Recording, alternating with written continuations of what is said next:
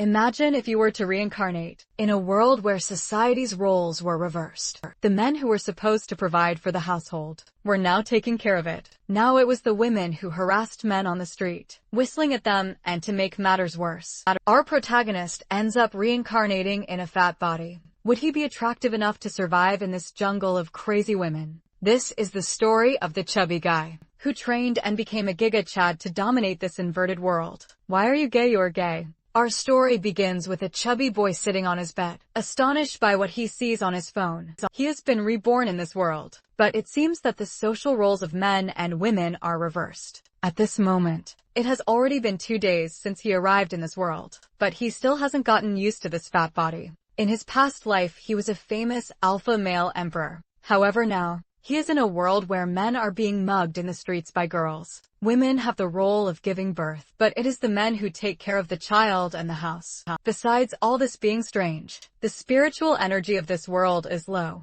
and it won't be easy to regain his power. So he might be forced to wash dishes and be submissive to women. In his past life, he fought a very powerful demon and both lost their bodies. It seems that only his soul survived and ended up reviving. Now he is in the body of Lin Mo, a rich and spoiled boy from a private school. Thoughtful, he wonders if that demon also revived. So he must live as Lin Mo until he regains his strength. That's why even an emperor needs to go to school. Looking around, he assumes that his family isn't too bad. Still, that house is smaller than his last fish tank. In his memories, it seemed that his parents died in an accident, and his grandmother was in the hospital with advanced Alzheimer's. His distant aunt took on the role of guardian after being abandoned, and along with her his family also moved. Before he knew it, everything that belonged to him was already his aunt's, and his quality of life had decreased. Walking through the house, the boy approaches a table. The one with the hair that looked like a cow had licked. It was named June and the other was Yishuan. The boy's aunt appears, saying he arrived just in time to discuss his studies, and that Yan Hui was right, mentioning that school was a joke. Hearing the name his aunt mentioned, the boy becomes thoughtful. In his body's memories, his grandmother organized a wedding for him before she had Alzheimer's, and the girl's name was the same. However, she was shocked when she learned about it, disdainfully asking how he could go out as someone fat like him. While crossing the street, he was accidentally hit by a truck. When that happened, his aunt canceled the wedding, thinking that it was incredible, because the emperor of his generation would have to marry someone from that world by another woman's decision. Still in the kitchen, his aunt asks if he is listening to her. The boy says it was nothing, telling her not to arrange another marriage for him. Observing Lin's expression, the woman thinks he seems different. Unexpectedly, there seemed to be a feeling of inexplicable tyranny. Then Lin sits at the table, thinking that he hasn't had an appetite since he started his diet. But for that body not to starve, he should take it easy picking up a piece of food. He thinks it smells good. Then his cousin asks why he wasn't going to study abroad, since his classmates knew how much he expressed his love for others. Lin wonders why he needed to talk to those insects, when this emperor reigned for thousands of years. Still, now it was necessary to play the role of a normal person, saying he wouldn't go now because he was happy with that school. The boy says it didn't matter which school he attended, as long as he got good grades. Continuing to eat, Lin thinks he didn't want to talk to him. An hour later, the protagonist was inside a car and the person driving informed them that they had arrived. His cousin in turn asks Lin not to get out with him. With a look of disdain, the protagonist observes him leaving. The boy scared by that look. Then he got out of the car frustrated. Next, Lin was already in front of a building, mentioning that the architecture of that world was excellent. However, there were some problems. Each of those men stood out a lot, since they showed their pale legs and even made gestures like girls. But at least the women seemed normal. In the background, 2 girls were teasing the protagonist brother, saying that his legs were beautiful. With disdain, the boy thinks that it was unpleasant enough to almost make him vomit. However, he should forget about it, because he didn't know if that demon was still alive. Plus, he needed to strengthen his body before she appeared. As he walked through the school, Lin finds his classroom in the background. Someone seemed to mock the protagonist, saying that his fiancée was there. His wife was sitting at the table while 2 girls were talking to her. Observing the protagonist, she didn't seem to like his presence. Lin thinks it's incredible how unbearable mortals can be. The boy heading towards his desk leaves Yan Hui confused. While sitting down, he thinks about how he could resume his cultivation in some way. Someone taps him on the shoulder. saying he should believe her when she said he couldn't like her. This was a girl with red hair giving him advice. Remembering the girl, Lin thinks she must be the classmate of that body. Continuing to speak, the girl questions how he could like someone from the second class. Noticing Lin still quiet, she assumes she has spoken too much, saying that there was still a chance with Yanhui, who might like him if he lost a bit of weight. Then the protagonist asks her to just say what she wanted to say. The girl asks how he knew she was plotting something, and Lin mentions that she wasn't that kind. Next, the girl really wanted to ask him a favor, requesting to play a game with her, saying it wouldn't take long, and as a reward, she would introduce him to a girl more beautiful than Yanhui. There is a mountain that cannot be reached alone, but she had contacts to help climb directly, so she was thinking of going during the summer, mentioning that the place was impressive at night, and he would regret refusing to go there. Lin thinks of a rumor that high mountains attract spiritual energy, and that mountain was the closest in the region, so there was a high chance it had energy at the top. Also, it was a great opportunity for that body to lose weight. By climbing the mountain accepting the proposal, he mentions that he wasn't good at games. Making her happy, the girl says they would have a match against an idiot from class 3, who loves to pretend to be good. So after class they could use the computers in the computer club. Sometime later in the computer room, the girl mentions that she had reserved the room just for them, so no one would bother them. Sitting in the chair, she asks Lin to connect to a user. Then the protagonist enters his password, successfully logging into his account. Inside the game, the boy, looking at a window, says it was a competitive action game with an immortal theme. That girl appears saying she had called the boss of that realm because he would help them. Then the boss appears mentioning that she had indeed brought a man, apparently liking the protagonist because he was a classmate of her friend. Cutting the mood, she says she would start the 3 versus 3 PvP mode. Starting to run, the girl asked them to be quiet while she would take down the enemy group. Then the protagonist friend asked him to hide while she goes to check. Lin thinks that only legendary beings from his world can be immortal, but cultivation and everything from his world was similar to the game, assuming there was a probability that there were immortals in that world, so he should be careful while sitting. A notification appears that someone had died. That girl from before appears apparently stressed, starting to run again. She says she made a mistake and now would take revenge. However, she ends up dying again, repeating the cycle of running again. But now the protagonist's friend would help. Even so, it was of no use outside the game. The protagonist's friend is furious because even the boss of that realm couldn't defeat that person, telling the protagonist to be careful because Flying Feather was on the way. But Lin was completely calm while running. The boy thinks he had developed his fighting instincts over thousands of years, capable of using them even in games. Throughout all this, the other team was still behind the protagonist, while 2 girls fawned over the person playing. Then the girl says he couldn't escape from her. Looking back, Lin realizes someone is following him. Stopping to run, he thinks it was an emperor, and that's why he had never been chased. Noticing that Lin had seen her, the woman quickly hides the protagonist. In turn, asserts that it was a quick reaction and that body couldn't win, since attacks in that game were hard to use. Outside the game, Lin seemed to be using a skill. The woman observing the protagonist mentions that he was a novice, who had no idea where he was. So that was a positive point going against the boy. Quickly, Lin uses the keyboard and mouse,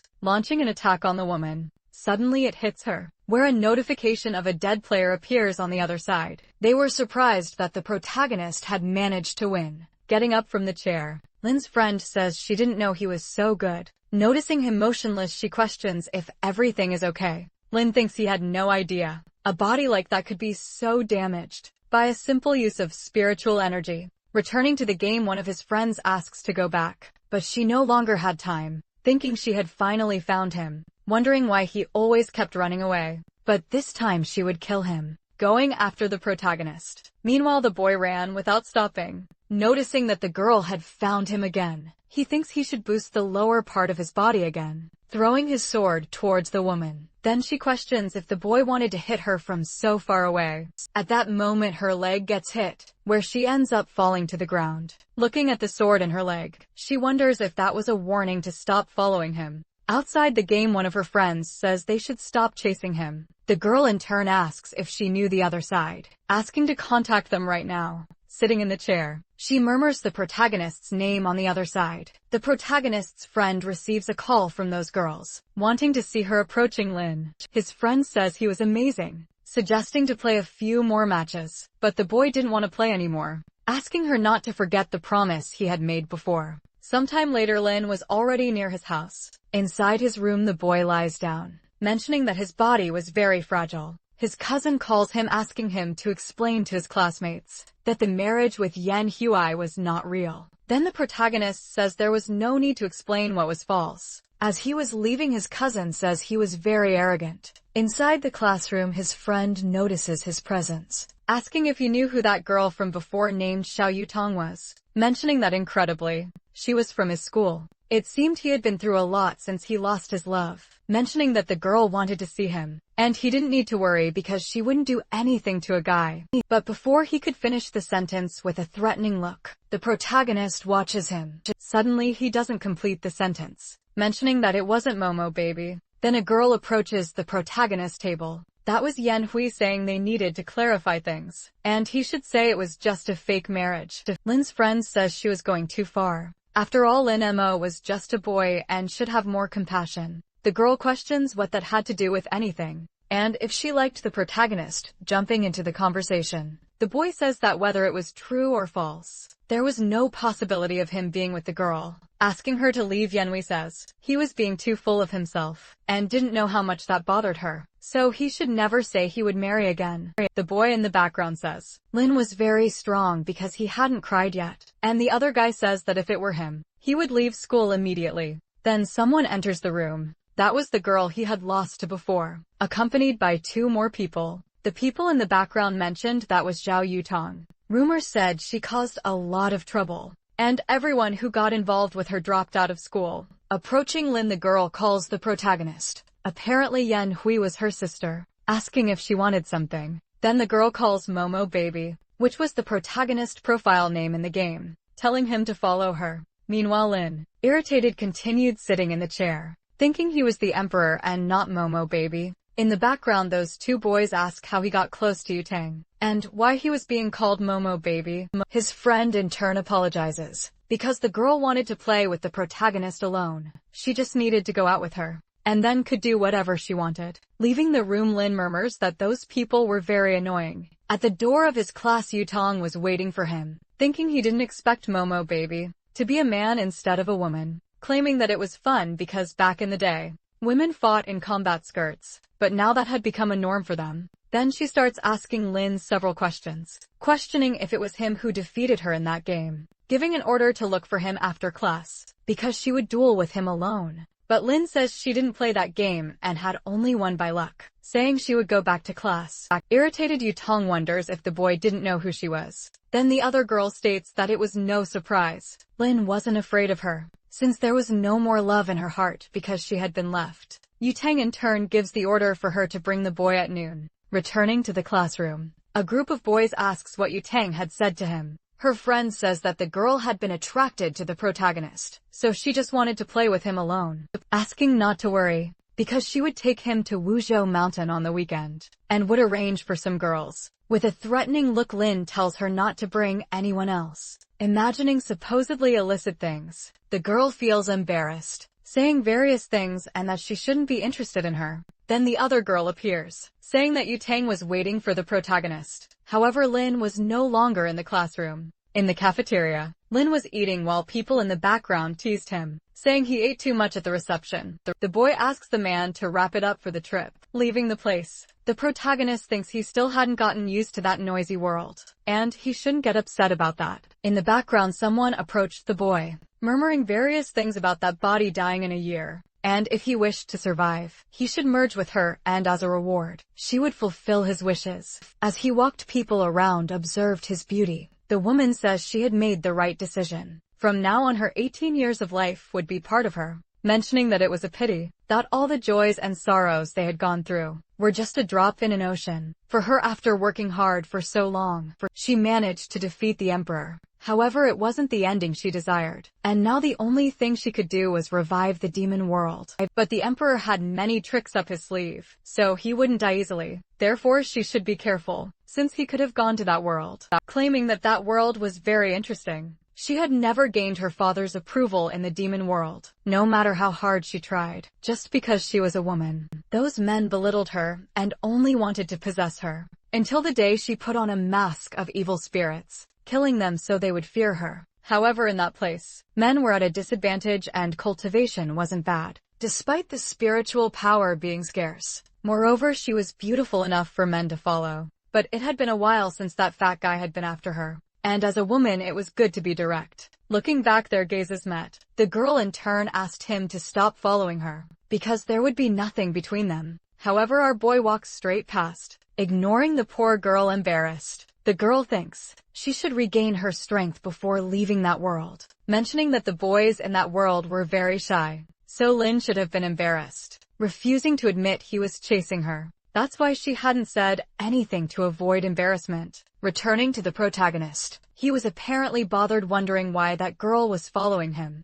Noticing that Lin was going to the terrace, he thinks he should look for another place to be alone. But he remembers that normal students never went to that place. The people in that world are spiritually and physically weak, questioning if Lin would jump off the terrace. However, that was none of his business. Even so, he still felt bothered, remembering that the friend of the owner of his original body had also jumped from a building, heading towards the terrace. He thinks he would fulfill that body's will. Reaching the top of the building, he sees the protagonist at the edge of the terrace. Then he uses a skill to immobilize him. However, he had forgotten that he had no spiritual power. Meanwhile, Lin calmly thinks that it was quite cold up there, so it would be better to go down for lunch. Then that girl appears, asking the protagonist to wait while grabbing his stomach. Lin asks what she was doing lifting the boy. She asks the protagonist to come down, but she is surprised by the boy's weight, falling to the ground with him, where she even ends up breaking a rib on top of her. Lin says he didn't even have time to respond, questioning what she was doing. The girl says she was just helping him, because he was going to jump in an isolated place, thinking she had broken a rib because of him. Surprised, Lin thinks the girl thought he was going to jump off the building, assuming it was because in that world, men were fragile while women were strong. Extending his hand to help, asking to control her imagination, since he had only gone out for some air, and did not intend to jump off the building. Moreover, he was not interested in her leaving. The girl embarrassed, telling him to never show up in front of her again. As Lin leaves, he thinks that the woman had dismissed the help of an emperor, without even knowing it, and since she didn't want help, there was nothing he could do. Back in the room, his friend asks where the young man was, mentioning that Yutang was looking for him, and telling him not to leave after class. The protagonist in turn says that all of this was her fault, so she should solve it on her own. But the girl says she would go with him after class to play with Yutang, and if she let him win,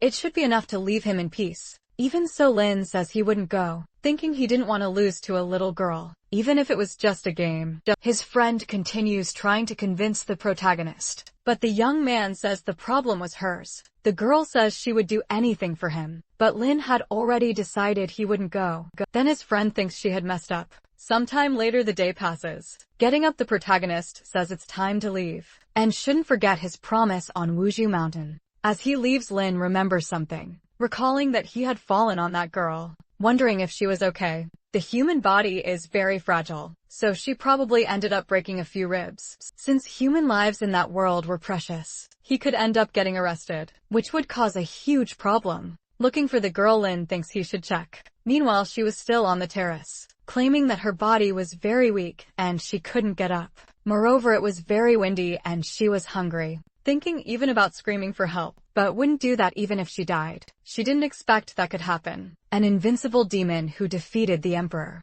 was brought down by a fat guy. Then someone approaches the girl. Realizing it was Lin, the girl questions why he came back kneeling. The protagonist observes her, thinking that she didn't seem to be well. Then he places his hand on her back, saying that she had broken a few ribs, mentioning that she was very weak and needed to exercise. But the girl says that happened only because of him. While Lin takes off his suit, the empress, embarrassed, asks what the protagonist is going to do covering her. The young man mentions that it was windy on the terrace, asking her to wear his suit. Making a call, he says he's going to call an ambulance. But the empress says she didn't need his jacket. The protagonist already knew she didn't want to wear his jacket, because she was fat, but she should remember that her body was fragile, and could take it off when the ambulance arrived. However, for the girl, it wasn't for that reason. as she didn't expect the protagonist to be so kind. This world has a beauty standard for men. Thinking she didn't know why Lin helped her, but would keep an eye on him anyway. Sometime later the ambulance arrives. While the Empress was on the stretcher, two girls notice that commotion. Embarrassed, the girl thinks she would never forget that day. At night the protagonist was already near his house entering. His cousin asks why Yutong had gone to talk to him. Then Lin says he would only say that once. Zixuan in turn thinks that fat guy had a sharp look, mentioning that he had been more aggressive lately, saying that Yutong must not have gone after him of his own will, and must have gotten into some trouble. Because of that he would ask his mother to kick him out of the house. Then Lin, questioning what he was talking about, mentions that this was his house. Zixuan, about to slap the boy, says he had asked for it. With no effort Lin holds his hand while squeezing his arm. He thinks he was very weak. So weak that it wasn't worth continuing with that. Fallen on the ground the boy says that it hurt, going to tell his father that Lin had hit him. Appearing in the kitchen, his father asks how he dared to hit his cousin, saying he would take care of him. However, with no effort, the protagonist also holds the man's hand, surprised that Lin Mo had held him so easily.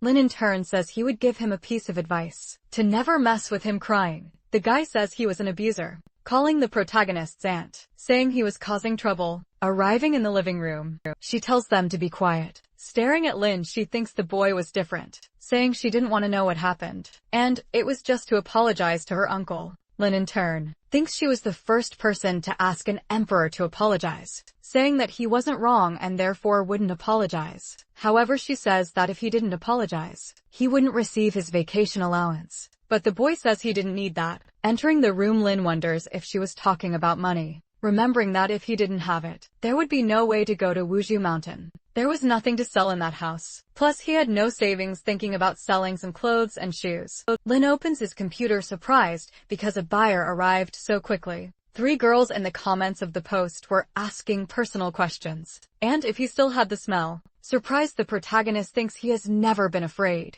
not even of demons, but those women scared him. Even so, he would sell to make money, wondering why money was the first problem, since he should first recover his strength. The body is the foundation of cultivation, and if he could absorb spiritual energy, money wouldn't matter. A few minutes later, the boy was completely exhausted, and without spiritual power, the body couldn't take it, so he should forge his body from scratch. Then he receives a call from his friend, saying she wanted to talk about Wuzhou Mountain, mentioning that her friend said he would go there, and if it wouldn't be better to go another day. Lin says it's no problem and they could go anyway. Then the girl says the bus would leave in the morning, so they shouldn't be late the next day. The protagonist goes to the table to have breakfast. Zixuan asks why he woke up early, and if we didn't ask to go out with him. However, the boy remains silent. His cousin, in his thoughts, questions why he wasn't responding and if he was planning something, saying he could continue eating like a beggar, because his bus had arrived. Near the bus, Hui calls the boy, saying she was scared and that they should get in quickly. Inside the bus, she says Lin was different since she had rejected him, mentioning that last night, she had pushed him while arguing with her father. Hui in turn says she always knew it wasn't a good idea to take Lin to Wuzhou Mountain, claiming he would go too, and the other girl says he looks like a whale's pacifier, so he wouldn't be able to climb. Then the protagonist's friend appears, saying they were in the same class, and shouldn't talk about him like that. The girl thinks she didn't expect Lin to come, but he wasn't afraid of Hui, so she would stay with him so he wouldn't feel alone. Then Lin appears on the bus. As he goes to his seat, Hui stops the protagonist, asking why he pushed Zixuan, interfering in the conversation. The protagonist's friend says it must be a misunderstanding, because Lin was a calm person, calling the boy to go to the front of the bus, because there was a beautiful view at the front of the bus. She asks the driver to stop at the next place, to pick up the other person. The protagonist in turn hopes that when they arrive at Wuzhou Mountain, he won't be disappointed. Looking to the side, he notices a girl riding a motorcycle, stopping the motorcycle in front of the bus. Suddenly the bus is forced to brake. Removing her helmet, it was Yutang. The protagonist's friend gets nervous, fearing she stopped the bus to go after Lin Mo. Getting out of her seat, she says she would talk to her, questioning what she was doing there, and Yutang says she was looking for that fat guy. Noticing Lin, the girl mentions that if it weren't for his size, she would never have noticed him. Then everyone starts laughing at the protagonist's face. Yutang tells him not to go to Huzi Mountain, and that it would be better to go with her to play video games. And if he did that, he could make his girlfriend come back. But the boy didn't want to hear that, asking her to leave him alone. Then Yutang asks if she was bothering him, thinking that if it weren't for him, she would never have lost even once in her life, questioning whether he would go with her or not. Then Lin seems to be surprised, noticing that the girl's necklace had a bit of aura, thinking that his refining technique was a bit poor. But that was something difficult to develop in this world, wondering if there were still cultivators, saying he would play with her when he finished climbing the mountain. Then the protagonist friend suggests that everyone should go to the mountain. Yutang asks if Lin was really willing to climb that place. It seems he wasn't popular besides being fat, so she would watch him try to climb that mountain. Meanwhile, another guy appears saying he had space in his seat, suggesting she sit next to him. But the girl didn't want to know, calling one of her friends to watch her motorcycle, questioning if Lin had that game because it was to play with her. Now, however, the protagonist says that if he won, he wanted something in return. Accepting the offer, Yutang says that if he lost, he should be his servant forever, ignoring another guy while talking to Lin. Then the other man asks Zixuan if Lin was good at games, and why Yutang insisted on playing with him. Zixuan in turn thinks he had no idea what was happening, and the protagonist was a nuisance. Returning to Lin, the boy was playing with Yutang that game from before. Noticing an opening, he prepares an attack. Yutang is surprised because he was trying to attack him at high speed, receiving the attack head-on. The system informs that the victory belonged to Momo Baby. Out of the game, Yutang still couldn't believe he lost, questioning how he managed to have such incredible precision. But the protagonist says that every movement he made was calculated, and that game is very easy. Then the girl thinks he was a genius, but little did she know, he was using his cultivation to stimulate his brain. Since Lin had won, she should ask for what she wanted. Lin in turn asks for 10,000 in money. Yutang asks if that was all because whenever he wanted, he could force his ex-fiancée to come back with him. And if he was willing, he should become his training partner from today. Ignoring the girl, Lin still asks for the transfer, thinking she had managed to get the money to forge that body. Taking out his phone, Yutang makes the transfer. In addition, he added his phone number so she should answer if she called him, but she shouldn't call him or even give his number to anyone. The protagonist thinks that not even as an emperor did he have an arrogance equal to hers. Getting up from the chair, the girl says there was very little space, giving an order for Yanhui to move forward, leaving the girl nervous, thinking he was doing that after so much effort to sit next to Zixuan. Getting up, Yutang tells her to hurry up. Yanhui thinks about reprimanding her sister, but couldn't do that in front of everyone. Then Zixuan says that Lin wanted to say something to her, and that she should see what it was. Getting up, the girl goes towards the protagonist. In his thoughts, the boy is happy because he could sit next to Yutang, trying to introduce himself to the girl. Zixuan only gets a sharp cut with Yutang telling him to shut up, thinking that if he had known that boy was so unbearable and wore so much perfume, he would have preferred to sit with the protagonist. Arriving at Wuju Mountain, the students are surprised by how high the place is. Then, the protagonist's friend tells everyone to follow and not fall behind. Half an hour later, Lin Emo, observing those boys, thinks they were much worse than him. When he managed to recover his powers, he would punish them every day for centuries. The protagonist's friend, noticing that there was no one to help him,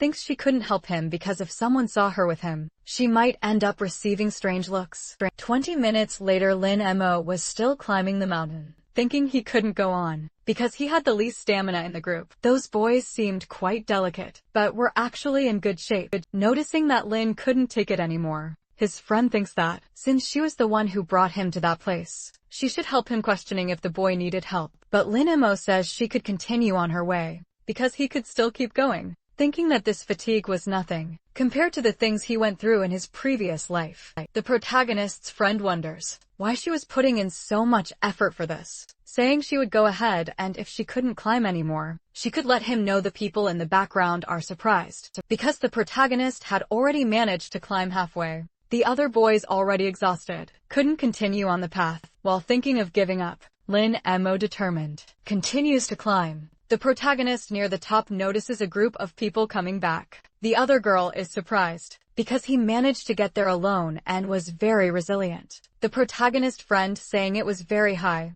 thinks they should go back and go to a restaurant. However, Lin says they could go because he would reach the top. Irritated, his friend questions if he wanted to die, but the other girl tells her to just let him go. 20 minutes later, the boy finally reaches the top of the mountain. Yutong, who is already at the top, is surprised that he actually managed to climb. But it was a pity he fell behind most of the time. And when he managed to climb, the others had already come back. Besides being alone the whole time, looking up, the boy observes the stars, thinking that up there was a lot of chi. Although it was little to recover his power, at least he could start training. With that, he would already be ahead of that venerable demon. As long as there was an opportunity to train, no matter the time, he would always go back up there. Then Yutang puts a hand on his shoulder, asking what he was doing. And the protagonist says he was just looking at the scenery. The girl thinks he is very annoying besides speaking little. And the protagonist, in his thoughts, affirms that in his world as an emperor, he would have killed her several times. Then Yutang tells him to get down because that place was hers. Now Lin mentions that he was very tired, so he should help him down. Yutang says she wouldn't bother him anymore that day, handing a snack to the protagonist. From now on, she would be his companion. And since she was bored, she would go down first. Opening the paper, he realizes that it was leftovers from the girl's snack, mentioning that in his previous life, he had eaten several beast corpses, so that was nothing special. Sitting down to meditate, the boy thinks he should start by cleaning the marrow. Sometime later, it starts to get dark. The protagonist's friend, on a call with him, asks if the boy really wasn't coming back. Lin Mo says that place was pleasant, and that's why he would stay during the holidays. Messing with his phone, he thinks he should inform his aunt. Calling her without any ceremony, he immediately says he would be away for a few days during the holidays. Hanging up, the attendant asks what he could do for the protagonist. Then, the young man asks how much a single room would cost for 2 months, and the man says it was 8,000 yen. Thus Lin Ma continued his training during the holidays, day after day, climbing the mountain without stopping. The training was rigorous, but the fruits would be worth it. Then 2 months passed, and the protagonist's friend informs him that she was arriving, and if his bags were ready, thinking that she hadn't been able to talk to him during the holidays. And, because of that, Yutang was always bothering her. That's why she had to take him to Yutong, no matter the circumstances. Meanwhile, Lin Mo looked at himself in the mirror, thinking that after 2 months, the spiritual energy in his body was still weak, appearing all giga chad. He says he should still continue being a mediocre student. Sometime later, the protagonist's friend says she finally managed to find him, but when she looks at the boy, she is surprised by his beauty, assuming she had confused him with another boy, imagining having a family with that man. With a look of remorse, the protagonist notices the girl staring at him. Embarrassed, she starts to walk away,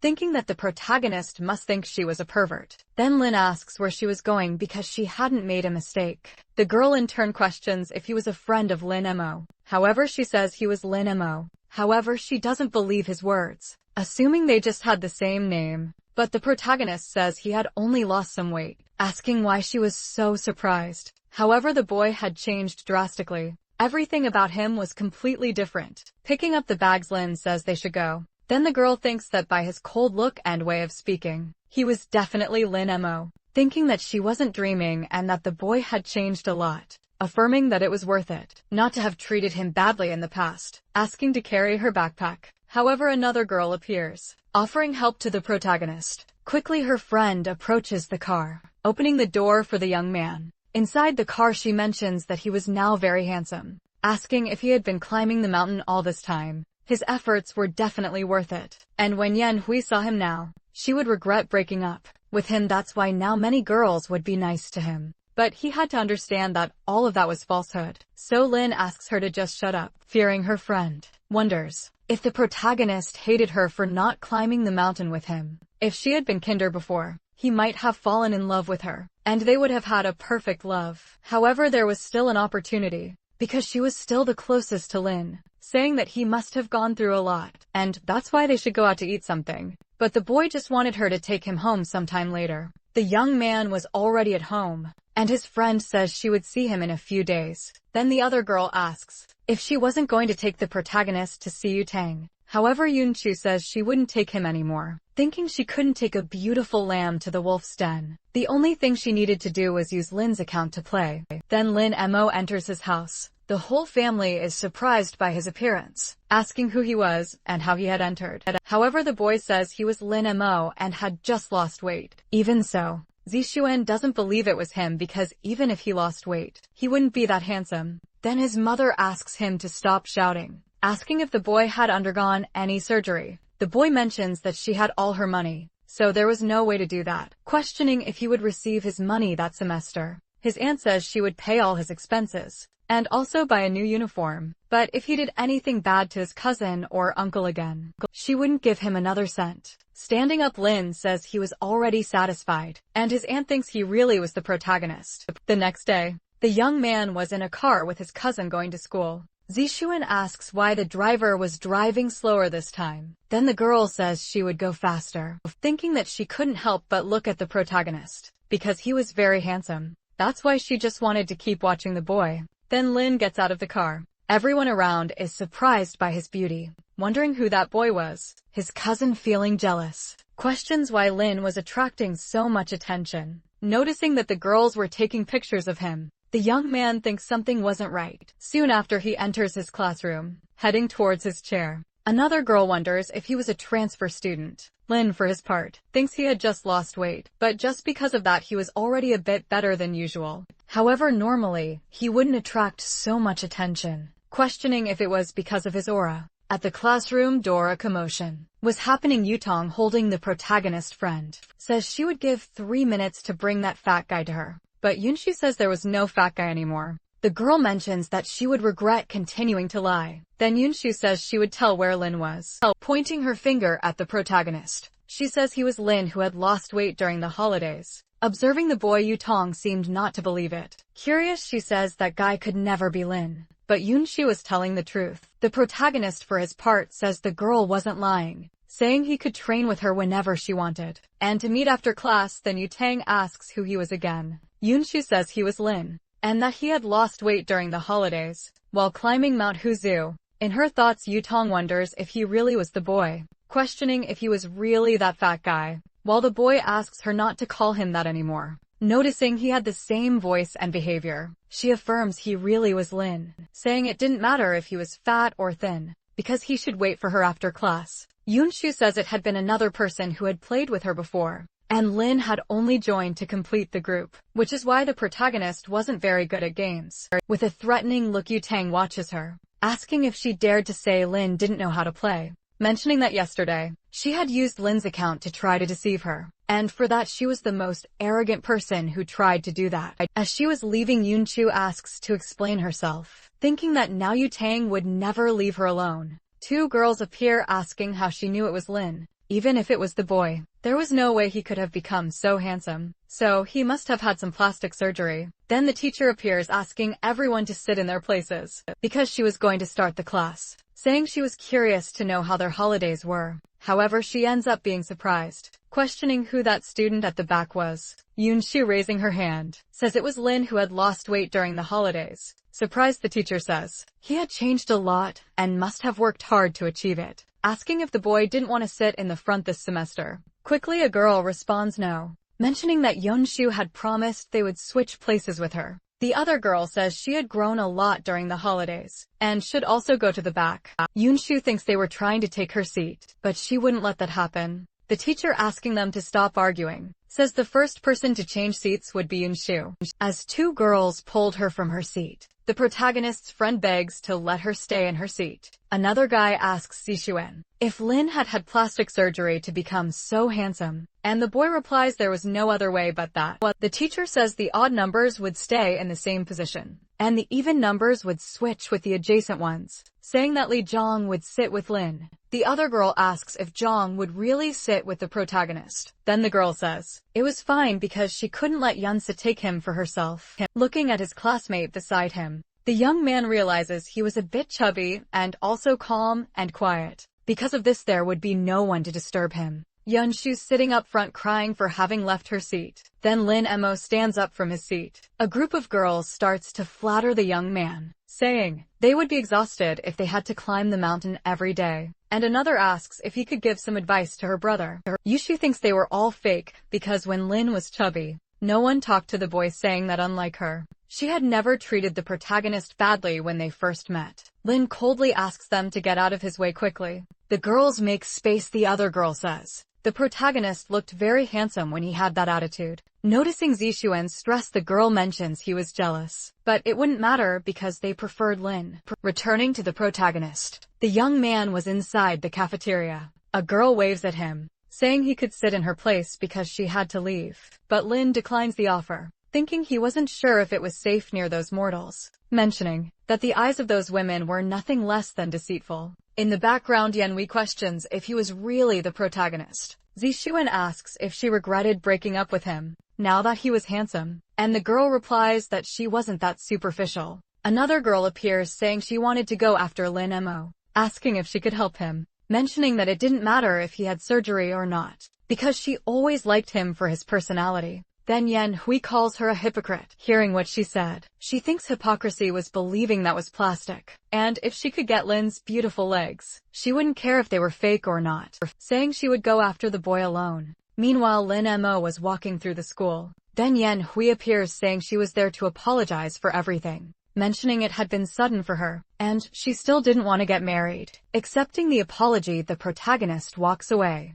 asking Lin to wait. The young man questions if there was anything else to say, affirming that he truly felt sorry for everything he had said. Lin, continuing to walk, makes Yanhui wonder why he had that cold reaction, supposing she must have been the reason for his change. Outside the school, Lin Mo hopes there is no one on the rooftop. While walking, he encounters the girl who had broken her ribs, wondering if she wanted to steal his spot on the terrace again. Looking back, the girl realizes Lin had been following her for some time, mentioning that he resembled the protagonist, but that man was more handsome. Then Lin passes by the girl, who feels relieved, because she thought the young man would talk to her, questioning if he was also going to the rooftop. Reaching the boy, she notices he was climbing the stairs quickly. She passes in front of him. Noticing the girl was in a hurry, he wonders if she really wanted to steal his spot, questioning how a mere mortal could want to do that. Their gazes meet, and each perceives the other's intention. Quickly, they start running to protect their spots. The girl thinks the protagonist was very annoying,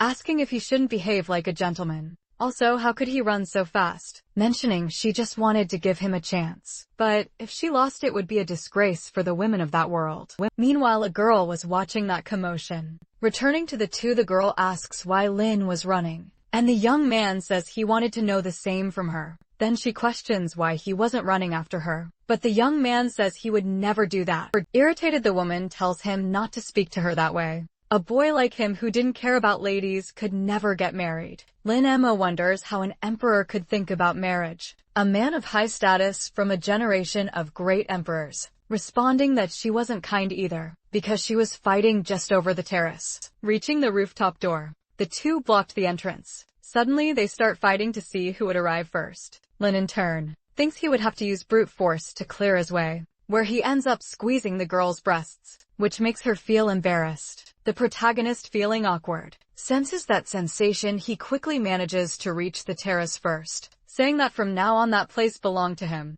The girl questions how he dared to do that and if he knew who she was, mentioning that just a moment ago he had done that, saying he had touched her. The protagonist approaches her, giving a slap to the poor girl, claiming that she had touched him first, thinking that he had almost forgotten that men in that world were fragile, and therefore could not act calmly. Then the girl calls the protagonist shameless. Taking her phone, Lin says that if he didn't leave, she would call the police. The girl in turn says she was already getting angry, recording the woman. The young man asks to repeat what she had said before. However, he seems to remember something, recalling that women who hit men in that world were despised, and if she were caught doing that, she could no longer attend that school, thinking that he had taken advantage of that to hit her, even if she told someone. Certainly the one who would be believed was the protagonist, saying that this time he would leave, but next time he wouldn't lose, claiming that it was very complicated to deal with men. Lin thinks he was happy to have gotten out of that situation, mentioning that the girl was very annoying. Remembering that there was an update on the news from this morning, he grabs his phone. Looking at the news, he ends up getting surprised. The news reported numerous chickens on a farm, suspected of being infected with a virus, which ended up turning into dry corpses.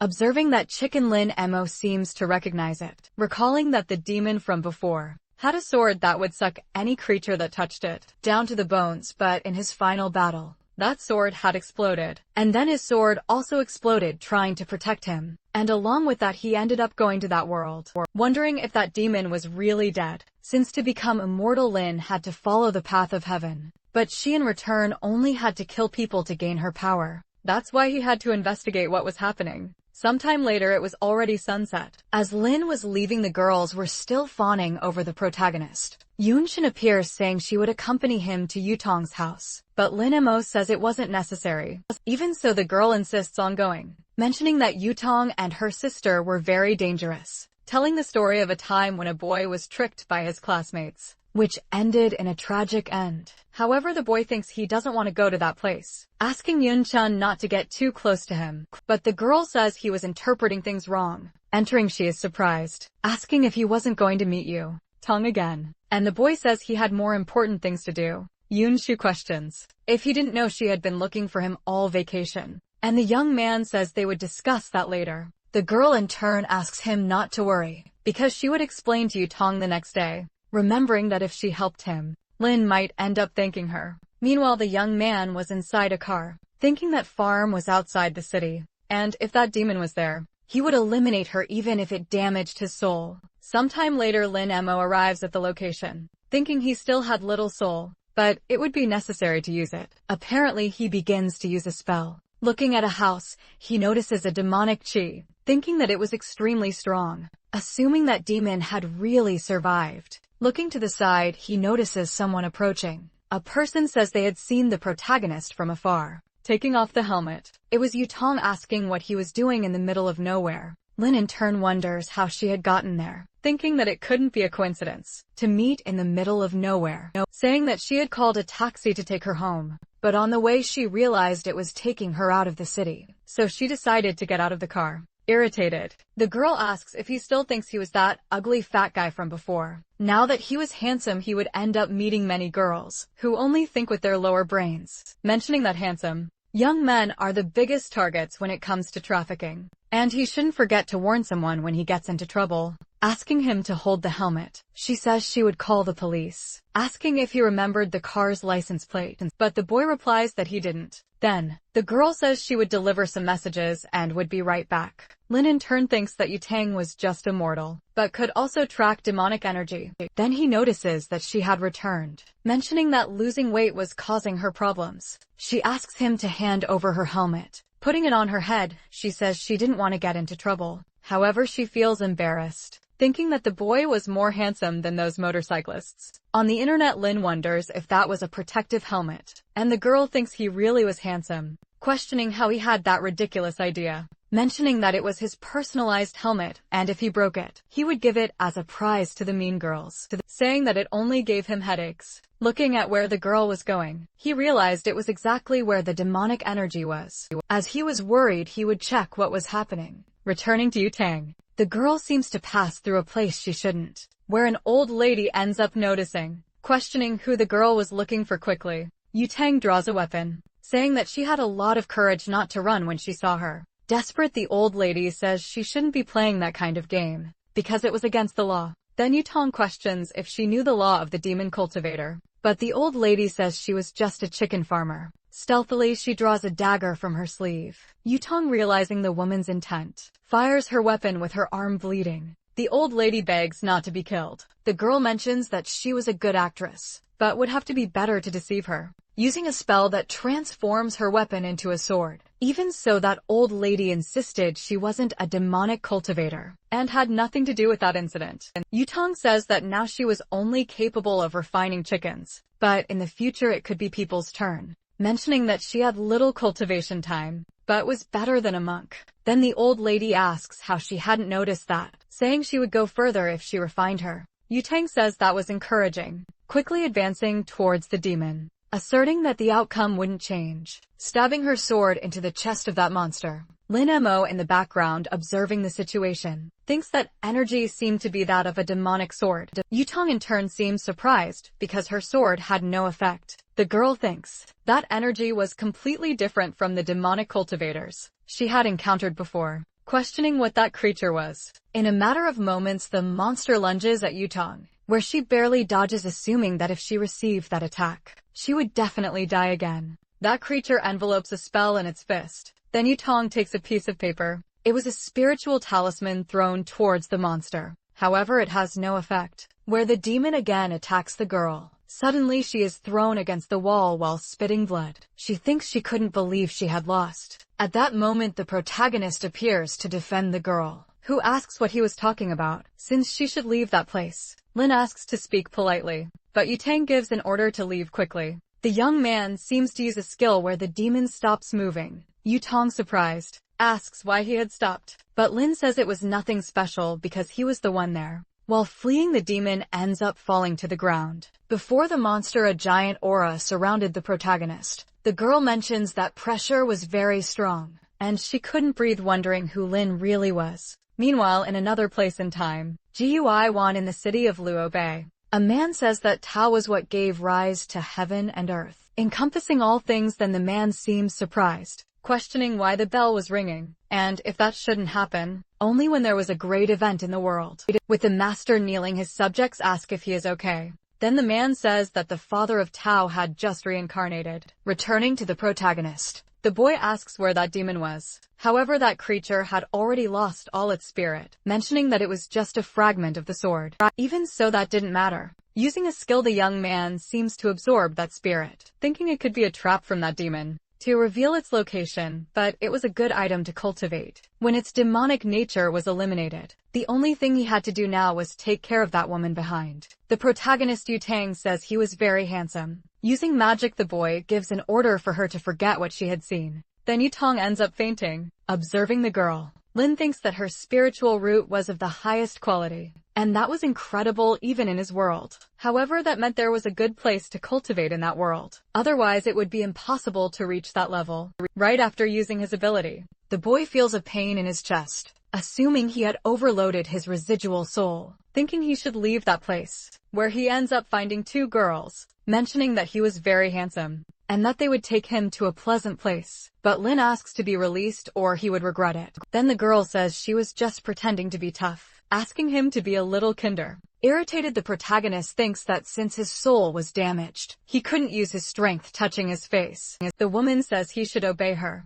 Meanwhile, Yutang was behind the two, asking them to get out of his way. He throws a punch at the woman, who barely dodges. The other woman tries to attack Yutang, but the girl dodges and counterattacks quickly. She delivers a kick to the other one, where she ends up knocking both out. Approaching Lin, she asks why he hadn't defended himself, saying that when encountering people like those, he should strike with all his strength at their weak point. The boy questions what the vital point was, and Yutang replies that it was the chest, and asks if he didn't even know how to defend himself. As she leaves, the girl says she would take the young man to her house. When she was about to take off her helmet, Yutang asks why she had taken it off, asking her just to get on the motorcycle. Getting on the motorcycle, the two head towards Lin's house. The protagonist thinks that in his past life, grabbing a girl without being in a relationship would be considered indecency. But in this world, they didn't think much about it. However, that vehicle was very fast, mentioning that with his sword, he could go faster than that. In the still of the night, the two arrive at their destination. Lin, thanking for the ride, asks how much she would have to pay, and the girl questions what she was talking about, calling him fat. She mentions that just a little while ago the boy was scared, and the protagonist asks her not to call him that. Then Yutang says that before, Lin didn't care when people called him that way. In the midst of the conversation, the girl remembers something, saying that the protagonist had tricked her again and left her waiting. But the boy says that his family taught him that he should return home after class because he couldn't walk alone, saying he had waited for her before. However, Yutang mentions that he had an emergency. Then his phone starts ringing. Answering the phone, Yutang asks if everything was done, affirming that the target had a very powerful, evil chi. Getting on his motorcycle, he says he had something to do. As he heads towards his destination, the girl stops at a corner, thinking that the smell of the protagonist's shampoo was bothering her. Returning to Lin, the boy thinks he needed to recover. Then Zixuan calls him, questioning if he was causing trouble with Yutang again. Yan Huai in turn says that the boy didn't know how to choose his words, and was trying to say that Yutang was a bit stressed. Lin, ignoring the two, continues heading towards his house. Inside his room, the boy sits by his door, supposing that if he continued using his power, he could end up damaging his foundation. At least, he managed to get a sword fragment that he could use to cultivate. Soon after, someone knocks on the door. Yanhui appears saying she wanted to talk to the protagonist. Noticing that she wasn't with Zixuan, he thinks the girl wanted to be alone. Then Yanhui says it wasn't just about looks, but the more time she spends with her cousin, the more she realizes she liked the protagonist. That's why she wanted to apologize for everything she had done, asking if his grandmother wouldn't want them to get married. Before she could continue speaking, Lin closes the door begging. The girl asks him to believe her, saying they would get married. However, since Lin was an emperor, he didn't want to lower himself to that level, thinking that he thought he had already reached the maximum level of spiritual cultivation. Yet he still had a long way to go. Starting to meditate, the boy considers it as mental resilience training. The next day at Lin's school, a girl calls the protagonist to eat. Noticing that the boy had ignored her, she mentions that he was very handsome, but had a heart of ice and he was getting more handsome, looking even like a movie star. Meanwhile, Yanhui, along with her group, was eating. Looking to the side, she notices a girl trying to call the protagonist to her table, who without any remorse ends up refusing. Zixuan asks what good it does to be handsome but alone, and the other guy says he had questioned how he lost weight, but he always ignored him. Observing that situation, Yanhui seems restless. Getting up from the table, she says she would call the boy to her table, since they were in the same class. Irritated, Zixuan asks why she would call him, since the girl already knew he hated him. Reluctantly, Yanhui asked the boy to let her go, or else Lin might see her and interpret it differently. Irritated, Zixuan says he had no more respect for him, and that if he went to get the protagonist, he didn't need to come back. However, the girl thinks that if she could have Lin Mo in her arms, she wouldn't regret anything in her life. Meanwhile, a group of girls was bothering the boy, who wonders why all those women were bothering him next. Yutang calls the protagonist, ordering him to go to her desk immediately. The boys, observing the commotion, assume that Yutang was supposedly interested in Lin. Yanhui, in turn, desperately thinks that that girl was the worst one to attract Lin's attention. The young man, for his part, cannot believe that woman was still calling him fat. Looking to the side, he spots that girl from before. Quickly, he starts walking, remembering that there was a possibility she would steal his spot on the terrace. While the young man walked, Yutang noticed him in a hurry. The girl next to her says that Lin had become very arrogant. After getting a bit more handsome, asking who he thought, he was furious. Yutang sends a message to the young man, saying she would kill him after class. Returning to Lin, the boy was approaching the terrace. However, that woman was already in her resting spot, saying that since she had arrived first, Lin should leave, refusing to leave. The young man mentions that he had won the race before, so that spot belonged to him. The girl says she had let him win because he was a man, asking if he thought she would lose. Then the young man suggests they go downstairs to bet on another race, to settle this once and for all. Irritated, the Empress says the boy only knew how to run, and asks if he had any other skills besides that, for if he continued like this, he would never get married. Lin Mo, for his part, says there was nothing special, stating he could choose any game, because he would win against her in any of them. With a sly smile, the girl seems to be planning something. Picking up a cup of pieces, she says they would play that game. Watching what was in the girl's hand, Lin wonders if it could be what he was thinking. Then the Empress questions if he knew how to play that game, and if he won against her. Besides leaving the terrace, he could ask for anything sitting on the floor. The young man mentions he wouldn't be able to fulfill any of his wishes, even if he tried, convinced. The girl thinks she had spent thousands of years playing that game, and her skills were on another level. Little did she know that the protagonist had also spent many years playing that game, known as one of the best in his world. As they were about to start the game, the two stared at each other. In the middle of the match, both sides were completely focused. Realizing he still hadn't won, Lin wonders if that woman was some reincarnation of a player from that game. Sometime later, the match continued until sunset. The girl, observing the situation, realizes that the match was uncertain, and if she wasn't careful, she could lose. The young man says that if she didn't know what to do, she should give up. However, the Empress mentions that classes had already ended, so she should feel proud of getting this far, and therefore should go home. Soon after, Lin's phone starts ringing. Thinking he could never give up, and would only leave that place with victory, the girl, for her part, could no longer stand the noise of that phone. Taking a picture of the board, she mentions they could continue the match the next day. However, when she was about to get up, she feels a shock in her leg from sitting for so long, where she accidentally ends up falling on top of the protagonist. Lin, for his part, feels a very cozy sensation. A moment later, the girl becomes completely embarrassed, saying she couldn't believe that. Then Lin slaps his forehead, saying that next time she should keep her magic spheres away from him, or he would call her a pervert. The girl thinks that this was already the second time he had hit her, and when her strength returned, she would make him regret it. But during the night, she would study tactics to win their match outside of school. Lin Mo picks up his phone to answer the call, realizing it was Yutong who was calling him. Furious, the girl questions why he hadn't answered her and where he was, ordering the young man to go to the school gate. The young man thinks that Yutang spent most of her time at school, playing, and even so, she had a high cultivation level, so he would discover today what her secret was. Near the gate, Yutong asks why he took so long, questioning why he had stayed at school after skipping all the classes. However, he says he was just sleeping, leaving the girl surprised, saying she had come to pick him up for a rematch in that game. Handing a helmet to the young man, she tells him to get on the motorcycle. Sometime later, the two arrive at Yutong's house, and the protagonist is surprised that the place is so big. As they walked through the house, Yutong asks him not to touch anything.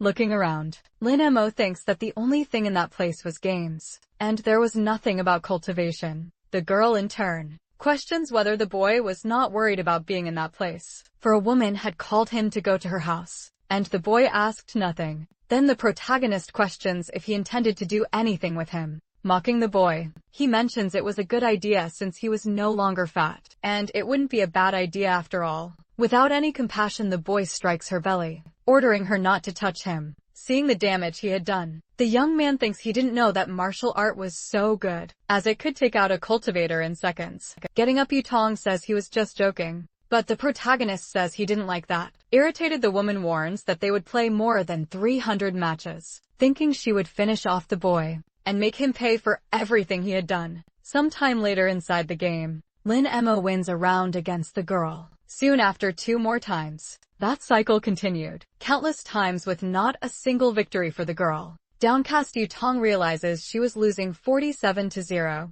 Getting up, the boy mentions he needed to go. Sneakily, he seems to place something under her table. Asking for another match, Yutong says he could stay at her house, but the young man says they would continue another day, saying he would take him to his house. Linma says he would get a taxi. The thing the protagonist had placed under the table starts to fall. Seemingly coming to life, it begins to move. Meanwhile, in some random building, Yan Hui, in her room, was pondering why Lin had skipped afternoon classes, wondering where the boy had gone. She then receives a call. Someone asks her to check the message group, because something unbelievable had happened. Looking at the messages on her phone, she sees a photo of the protagonist with Yutang. Irritated, the girl starts to knock everything off her desk, questioning how dare she take her Linma to her house, wishing for a motorcycle accident to happen to the woman. However, cursing wouldn't help at all. Then a purple crystal asks if by any chance she wanted to take revenge. Looking around the room, she questions who is there, asking them to show themselves. However, the crystal says its identity was of no relevance. Then a sinister face appears, saying it could do whatever she wanted. Yan Hui, in turn, asks if that monster was a witch from those soap operas. Embarrassed, that creature thinks the woman had nothing in place of her brain, saying it was the one divine sword of the immortal world that ended up shattering, and if she helped it recover, it would turn her into an immortal. Without even thinking, Yan Hui accepts the proposal, asking for help to become an immortal. At that moment, that creature seems to use magic on the girl. A purple crystal appears on Yan Hui's forehead, and the monster orders her to open her mind, allowing it to merge with her body. Asking why she felt no power, the spirit questions what she desired. Suddenly, the girl asks to be taught hypnosis, and the monster mentions there were numerous skills like that in her thoughts. Yan Hui supposes that with that skill, Lin Mo would be entirely hers. Meanwhile, the protagonist was riding in a taxi, thinking he couldn't use his powers carelessly, believing Yutong should reveal her secrets quickly. The boy seems to make a hand signal at Yutong's house. That doll receives a signal. Observing, the girl realizes she was playing, questioning if Yutong was a false cultivator, wondering how she had managed to reach that level. Furious, Yutang cannot believe she lost to a stinky, fat guy. Lin Mo in turn gets irritated by the girl's words, mentioning he would now crush her in all the games. Then Yutang remembers she had to do something, Watching her leave the room, Lin Emma wonders where the girl was going. In the room, Yutang was changing clothes. Wearing a suit, she says it would work opening a closet. There were numerous combat weapons in that place. The protagonist thinks that, even if all that was of low quality, it was still hard to obtain in this world. Starting to run, the doll jumps into the girl's clothes, thinking that this time he would discover her secrets sometime later. Yutang arrives at a building, thinking she should find out what shampoo the protagonist used, because it smelled so good inside that building. The girl approaches a door. Meanwhile, someone says they should raise their glasses to celebrate the newlyweds. In that place, a wedding was happening, and the woman mentions the bride would make a speech. Taking the microphone, the woman thanks all the people who came, even without time. Meanwhile, Yutang sits in her place, thinking that now she just had to wait for it all to end. After a while, the other woman declares that the wedding ceremony between Lin Yu and Shuchu has ended, and now they could start the party. Returning to the two newlyweds, his wife asks if he is very tired, but the man asks her not to worry, because he just needed to change clothes and drink something. While they were talking, someone approaches the two lovebirds. It was Yutang standing in front of them. Realizing who it was, the young man becomes desperate. The bride in turn asks if something is wrong. Then Yutang says that now that his wish has been fulfilled, it is time to go, as he begins to transform. The man asks if she thought fulfilling wishes was so easy. In that instant, the young man transforms into a werewolf. When he was about to attack the girl, Yutang uses a talisman, dodging the attack with a leap. He draws his sword, attacking the wolf from above. With one blow, it is knocked to the ground. Holding its neck, it thanks the girl, and in a matter of seconds, its head disconnects from its body. Desperate, his bride tries to help the man. In her thoughts, she apologizes to the woman because she would never see her again, mentioning that that form was a stupid way to die. Returning to human form, his wife runs into his arms, pleading for him not to die, ordering them to call an ambulance to help him. Furious, the woman says she would kill the girl. Yutang, in turn, mentions that she did not know her husband, because he was an expert in draining energy from women, turning them into slaves, saying he was just doing his job and that it was nothing personal, using a talisman to make them forget everything they had witnessed. Soon after, the bride ends up fainting. Calling someone, Yutang says he has finished his job, and now they should take care of the rest. Meanwhile, that doll falls from the girl, running towards the man. Linma realizes that it was a metamorphic fox that would be very useful. Linma decides to save the fox, and thus begins to perform the soul reincarnation spell. The golden aura of his paper doll begins to rise towards the fox. The body of the former fox man starts to have its soul extracted. It goes towards the doll that was with its arms crossed, and ends up entering it. Thus, the object completely changes its form to one with long silver hair. The little one ends up running desperately, and 20 minutes later, he reaches the hand of someone who is waiting for him. This being our protagonist, who is outside the building. The man's soul thinks he is going to die, so luckily he managed to take revenge, but laments not having stayed with his beloved. Soon someone calls him by his name, Chinsuchu, and asks if the fox really wants to die or if he prefers to live. Opening his eyes in that abysmal darkness, the man admits he does not want this to be the end of his life. He still has much to say to Zhou Linyu, and no matter the cost, the man still wishes to live. Our protagonist informs him that he will give him a new life, and in return he must serve him for 10 years. Thus the little one ends up opening his purple eyes, revealing an adorable appearance now of a young fox man with long, gray hair. He looks around the ritual he is in,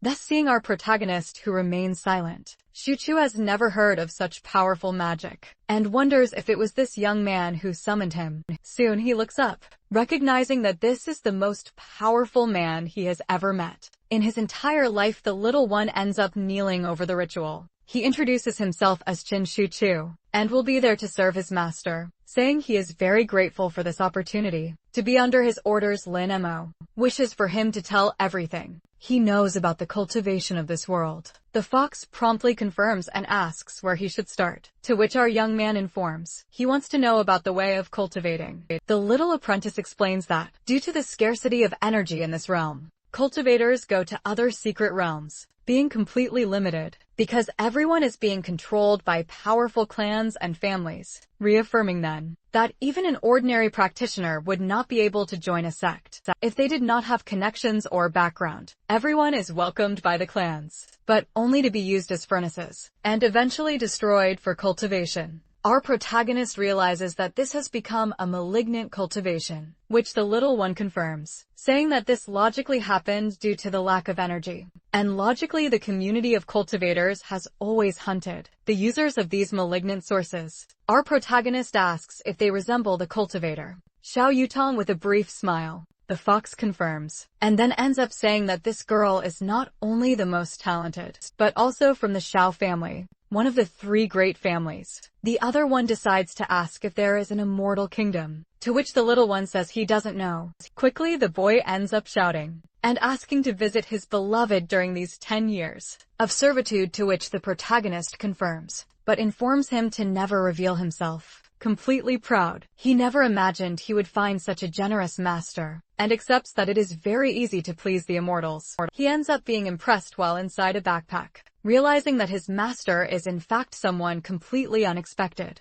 Being a completely ordinary high school student, he then thinks that he must be some kind of boss of that place. The fox thinks that our protagonist is completely popular, and all the women are staring at him, assuming thus that our hero is the best kind of person. Since if he were a woman, he would also be pursuing our protagonist. But completely ignorant, he wonders what the young man has in mind, as he can't go a minute without thinking of illicit things. Soon our protagonist reaches his chair, but he ends up noticing something strange, this being some snacks that are found at the bottom. Lin Emma wonders if this is something from his annoying friend, named Song Yoon Shu, his ex. Yan Hui approaches, saying she remembered what his favorite snacks were and bought them. And Lin Emma can't believe it was her. Our boy's cousin approaches, asking what she is doing, and gets extremely angry. She claims that our hero is her fiancé, and therefore it is normal to pamper the protagonist a little, which leaves the man completely irritated with tears in his eyes. He prepares to slap the girl's face while calling her a bitch.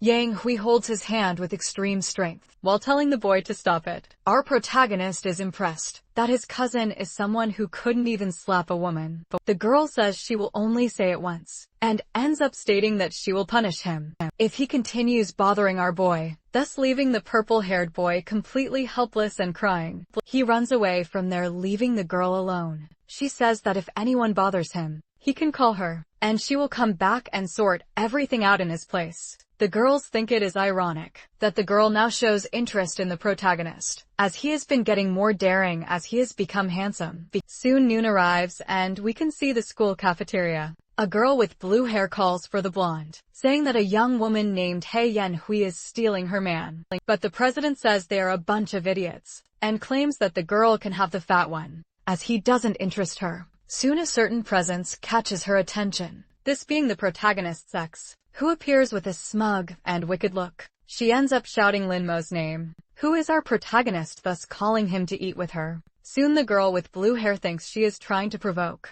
and therefore tells Yutong not to take it seriously, but with extreme brutality. The blonde says that if the protagonist annoys her, then she will give him a beating. Soon anger rises on our hero's face, thus he ends up leaving the place with his ex, who is convinced that she can be with him. He can't believe he lost his cool after so many years of cultivation, and therefore believes he has much to learn. In his pocket, the little fox thinks that his master is truly someone amazing, as even someone like Zhao Yutong is jealous because of him. Furious, the girl asks if the boy really complained about her, but the blue-haired one just says to ignore it as she can't hit a boy. She decides to forget about the fat one, and then thinks about the girl as she is being very bold. Our protagonist finally arrives at the ground floor of the school. The dark-haired girl, while eating a pastry, tells him to hurry up. Our protagonist notices the immense hostility, and reflects that she must be angry about the previous day. He sits down and then makes his first move in the game. She knew that our protagonist would make it difficult for her, but still, she had already thought of a solution before all this happened. Impressed, he admits that the girl is really good at this game. But suddenly his stomach lets out a growl of hunger. With the bag in hand, he stares at her with a somewhat vacant look, thus opening and revealing a lunchbox inside it. Soon he ends up breaking his chopsticks to indulge in the meal. The other assumes this is a matter of respect for eating instead of playing, but our protagonist excuses himself by saying it's lunchtime. She thinks that if he keeps this up, he'll be fat again soon, but soon A question arises about the fat guy who is here on the terrace. Our protagonist says he has never seen anyone with that kind of profile around here. Angrily, she admits that just thinking about that boy makes her ribs hurt because of his weight, but quickly, her expression changes to surprise upon seeing something on her phone. It's a photo of our protagonist being posted in the girls' group, thus realizing that our protagonist was, in fact, the fat guy she had met earlier. With red eyes, she says she has a question. Recalling and showing the photo of the protagonist, she asks if he really didn't know this person from the phone. With extreme shamelessness, the protagonist says he has never seen anyone so fat, to which the girl gets annoyed, saying that Lin Mo is a terrible liar. But she understands that he doesn't want to talk about the past, and therefore says he doesn't need to worry, since she hadn't asked about that. Soon she ends up rummaging through her bag, revealing that she washed his jacket, but thinking it won't fit someone of his current physique anymore. A light shines in her eyes, perplexed by this gesture. Then he collects the clothing while remaining completely stunned. Quickly the young woman ends up standing up, accepting thus that it was a tie, and saying that he is indeed very good at the game. Our protagonist informs her that few people can match him, but she was one of the few who managed to surprise him. The girl admits that from today on their fight is over, but ending it this way leaves the protagonist in silence. Quickly and with conviction, he ends up calling her, saying that it would be better to have a best of 3, to decide a winner with a cheerful smile. She accepts his proposal and then reveals that her name is Han Shin-yi. Our protagonist is surprised by this name at first, but then reflects a bit. His little fox jumps out of surprise from her bag. He is surprised that he is so powerful that all the women throw themselves at his feet. But our protagonist reveals he has a question, which is about where her resources for the evil cultivation come from. Promptly, the little one replies that they come from the Dark Door Network. The items are protected by the Shadow Clan, which is primarily responsible for the protection of both demonic cultivators and members of other families, but they can sell them to good-natured people if you have money. Our protagonist is surprised and then asks how he made money. The little fox replies that he has done several assassination missions, but ends up saying that the quickest way to get money is to find a sugar mommy. He assumes that his master doesn't even need to work, since a sugar mom would be the best option for him. But quickly the protagonist hand flies in his direction, grabbing him while he squirms, saying he shouldn't have said such things. Lin Mo then puts him in his pocket, informing him that when he gets home, he will take a look at the materials, and especially how to make spiritual amulets. Night begins to fall over the school, which is now silent. At the moment of leaving, the blonde ends up calling him by the name of the fat guy she knows, but our hero just diverts, causing Zhao Yutong to get irritated and tell him not to pretend he didn't see her. She ends up saying that today, her ex-girlfriend provoked her and tried to embarrass her. But our protagonist reveals that Yan Hui is not his ex-girlfriend. The girl doesn't care, but informs him that she is a respectable person, and therefore he should cooperate, saying he can go with her for a motorcycle ride. In silence, the protagonist just keeps his face unchanged, while reflecting the girl with a mischievous smile. Questions whether Lin Mo will be able to get on by himself, or if he will need her to carry him. When he ends up agreeing, they both go to the motorcycle, and she calls him a good boy. Behind a post, someone watches the blonde and curses her for going out with his precious. Lin Mo, a dark voice, ends up asking why she doesn't hypnotize him. But the younger one decides to reveal that she wants the protagonist to surrender to her body and soul voluntarily. Both end up leaving the school in a desperate manner. The protagonist notices this and says that Yu Tang is going too far. With a mischievous smile, she says that he is very naive for believing the words of a woman. In a broadly suggestive manner, the protagonist asks if she really likes him, leaving her blushing and confused. The motorcycle suddenly skids to a stop. With a red face, she asks if it wasn't clear enough that she isn't interested in him, to which the protagonist asks if she really doesn't want him. The girl tries to refuse with all her might, and the protagonist simply accepts, saying that they are just classmates, so she shouldn't get too involved with him.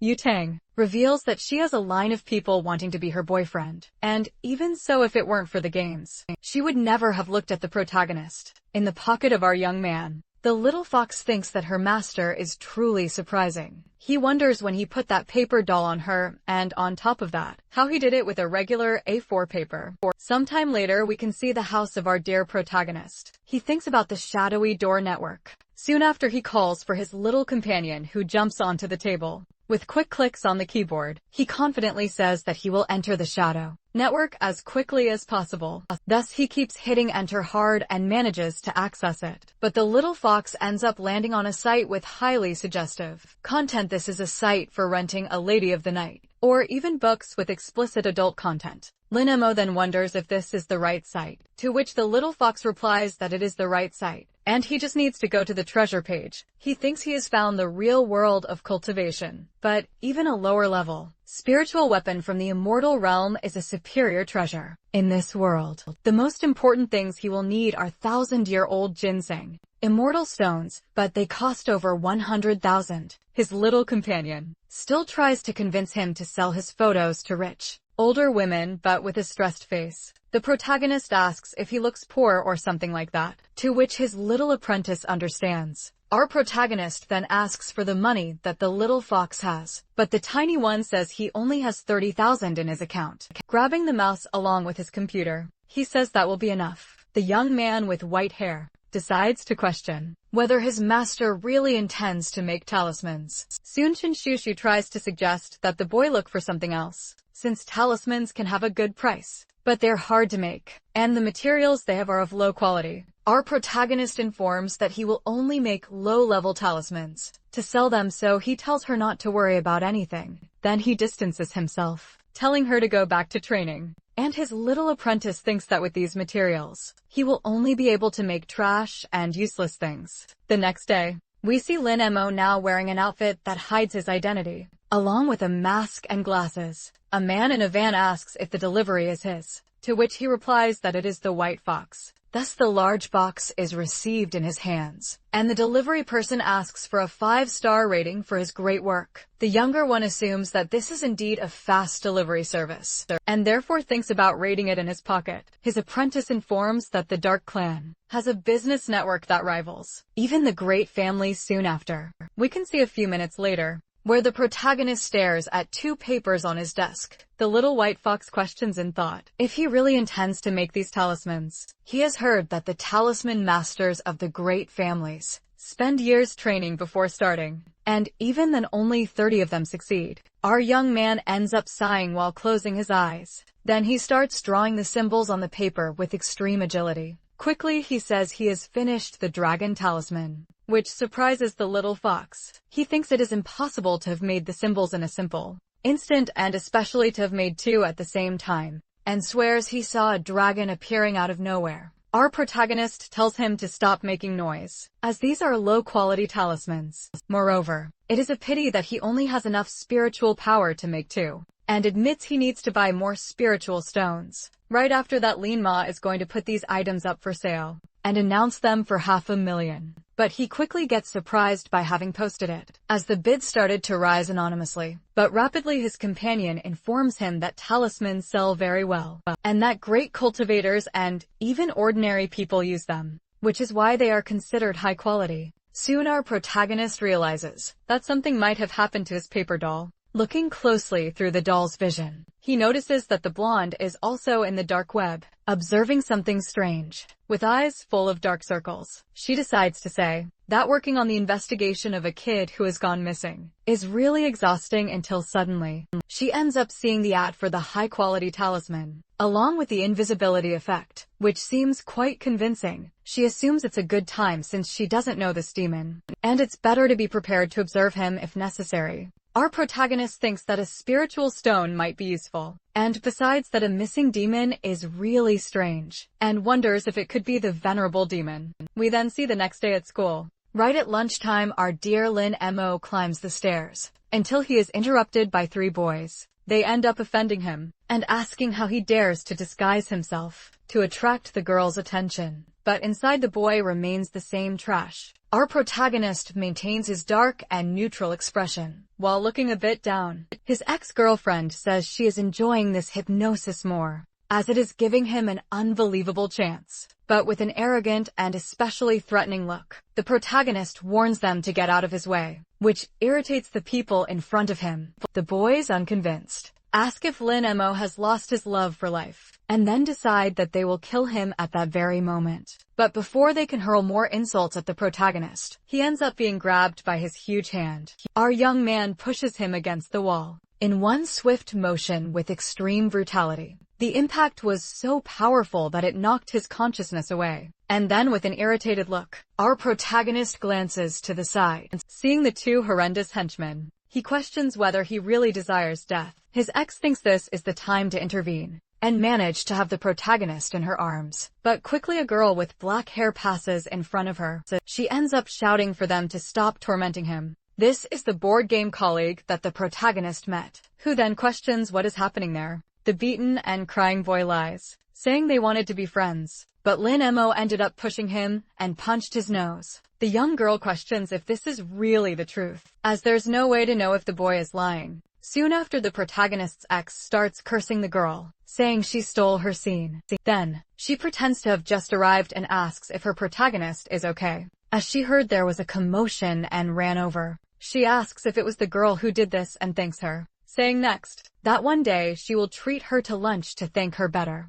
Then she takes the protagonist's hand and calls him to leave there. But promptly the black-haired girl ends up holding his hand. She, with a confident tone, says that this is really detestable, as a woman should not take advantage of a defenseless man. With a malicious and angry expression, the girl tells her not to come near her or get involved in her matters, as that is the best she can do. The protagonist tells her to leave her alone as they can already go. Yanhui realizes she is losing control over the protagonist, and therefore tries to use her hypnosis. But promptly, the hypnosis was nullified and thus did not work on our hero. The demon accompanying her informs her not to use magic for the rest of the day, as he has a bad feeling. The black-haired girl mentions having heard that the younger one ended up rejecting the protagonist. Then she passes in front of her, leaving her angry by saying she feels sorry for her. But the brown-haired girl ends up standing there, soon trembling with rage. She can only think about how unpleasant this girl is,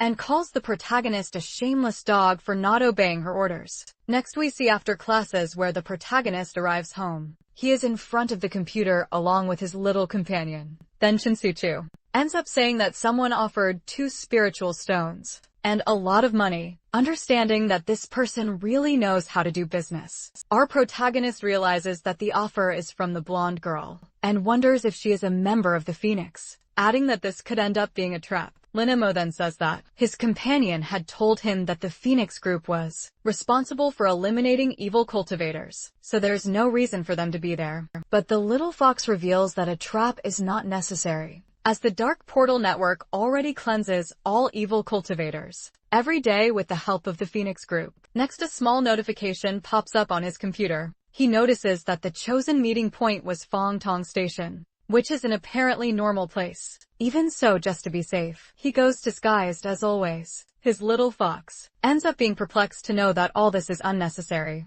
as the website and delivery are completely secure. The next day after classes, the protagonist managed to get the delivery. He thinks that after the commission of 200,000 in cash, only 700,000 and the spiritual stones are left. But still, he didn't expect the quality of the items to be so poor in this world. Our young man then absorbs the raw material all at once. With a smile, he realizes that at least he will still be able to recover some of his spiritual power. Then he picks up 2 more talismans that he had made, thus releasing a huge dragon from the 2 papers. The protagonist informs his little companion to sell the 2 on the Dark Portal Network, which he confirms he can see the comments from people really praising whoever the master was that made these 2 types of talismans. Lin Mo thinks that this world is really backward in terms of cultivation, and it's strange for them to get excited over a simple first-level talisman quickly. His little companion becomes excited and perplexed, because someone offered 3 million all at once to the protagonist. But soon the price rose to 4 million all at once. Someone in a completely technological room asks if he has gone crazy,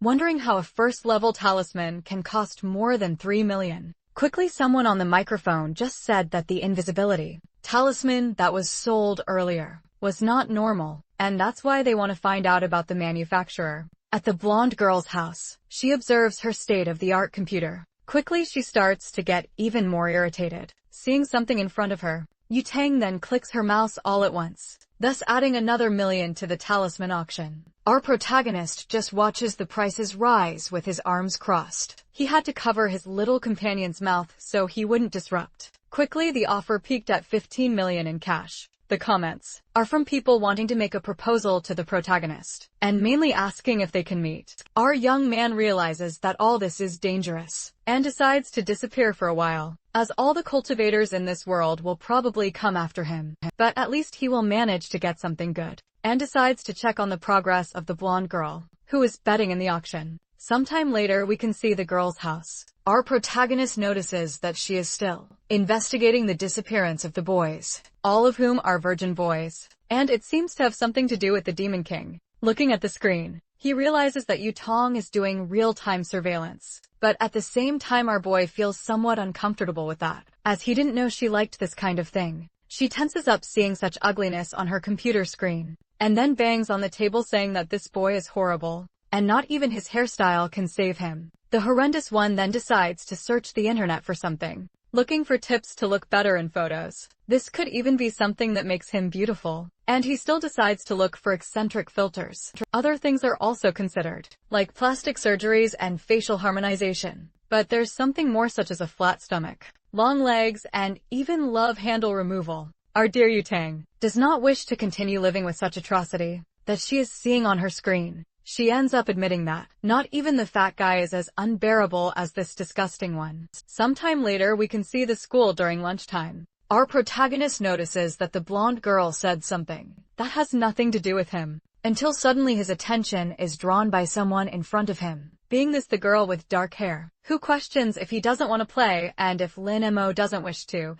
then that's fine since she doesn't want to win easily. Silence permeates as the protagonist observes the board game. Soon he confirms that he is not feeling well, and therefore decides to leave. He admits that he doesn't want to acknowledge defeat, but the young man also doesn't want to take advantage of the situation in any way. Our protagonist then goes to the edge of the terrace, thus going up to get some fresh air, and ends up thinking that if he wants to gain the power of Yang, he will need to create a formation, and the most powerful ones are the evil ones. If only Lin Mo had a bit of tea, then perhaps it would be possible to do what he desires. The girl decides to warn him not to accidentally fall, to which he just smiles in response. Our protagonist then walks towards her, humming lightly, but Hui, who is secretly observing all of this, ends up getting more irritated. Soon our hero is stopped just as he is leaving the terrace. This is by the girl with brown hair, who is extremely angry with him. Our young man promptly asks, what is wrong with her? To which she tries to speak with a dark expression on her face. But Hanzini, who is in the company of the protagonist, ends up telling her to stop bothering him soon. The younger girl with brown hair tells the companion not to dare touch her man, who belongs to her down to his nails and teeth. Hui turns around and says that the girl just needs to wait, and then she will see her painful death. Lin Mo observes her departure, while wondering in thought when he became hers. Sometime later, when night falls, we can see the house of the protagonist's ex while she takes a shower. In a stressed manner, she thinks and admits that she underestimated our hero. Hui thinks she should have sought him out from the very beginning of all this, but she ends up admitting that this time, he will belong entirely to her. Without any hesitation and with a psychotic face, the girl declares that she will hypnotize him that very night, to have the boy as her obedient little puppy. From now on, her aura spreads through the air, until it reaches the protagonist's house. The purple energy approaches him while he enjoys his morning beauty, sleep but a barrier. A result of his energy ends up holding back all that negative impact. His little companion wakes up and realizes that something happened, and even wonders what could have caused him so much torment while he slept. Quickly, Lin Mo realizes that this is a remote hypnosis technique, and that he never thought someone in this world would use something like that to hypnotize this emperor. The next day, we can see our protagonist's school, where the girl with brown hair stands in front of him, blocking and preventing his path. She ends up saying that tonight he will get ready and go to her house. With eyes full of malice, she can only imagine the taste of his lips, and becomes even more anxious for the night to arrive. But then she gets a psychotic look on her face, thinking that she really managed to hypnotize Lin Mo, and thus assumes that he will be obedient. On the other hand, our protagonist continues walking lightly, thus smiling, as he realizes that it was she who hypnotized him last night. Soon it is revealed to us that our hero was able to stick a paper doll on the girl's back. His consciousness was already linked to the little doll that smiled at our protagonist. Thus we can see him at another time in the classroom, until suddenly something catches his attention. This being the paper doll on his ex's body, which ended up disappearing. The reason for such disappearance was that the brown-haired girl found the little observer that was stuck to her, thus pulverizing it with her demonic purple flames. Her demon tells her that she is pathetic for not realizing she was being watched. With sweat on her face, intense Yanhui wonders who could be the person that could suspect her enough to need to observe her.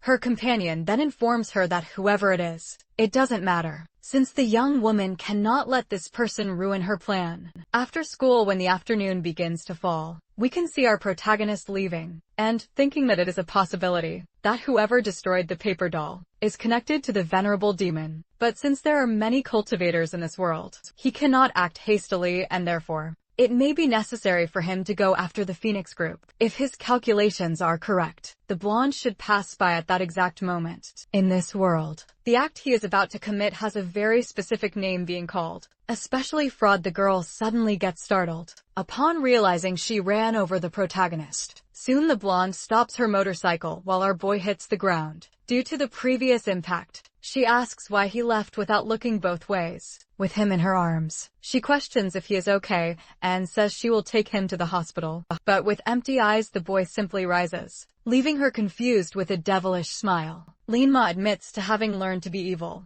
In this world he finds himself in. The blonde wonders what is wrong with him and even tries to pull him. But the protagonist reveals that he will go to his ex-girlfriend's house tonight, as the girl is waiting for him for a special night. She is surprised by such a statement, knowing that this is not in the boy's nature. Suddenly surprise settles on her face as she realizes one more thing. She tries to call out to the protagonist, telling him to come back to his senses, but he ends up passing by her, leaving her completely dumbfounded. Yutong wonders if this fat guy really ended up being hypnotized, making a gesture with her hands to break the spell. She ends up drawing a star using her own fingers in the air, thus resting her hand on the boy's forehead. The shine in his eyes, which had previously faded, begins to reappear little by little, but quickly disappears again. She realizes it had no effect, and wonders if the person who cast the spell is really that powerful. Soon our beauty decides to use the Ghost Redemption Seal,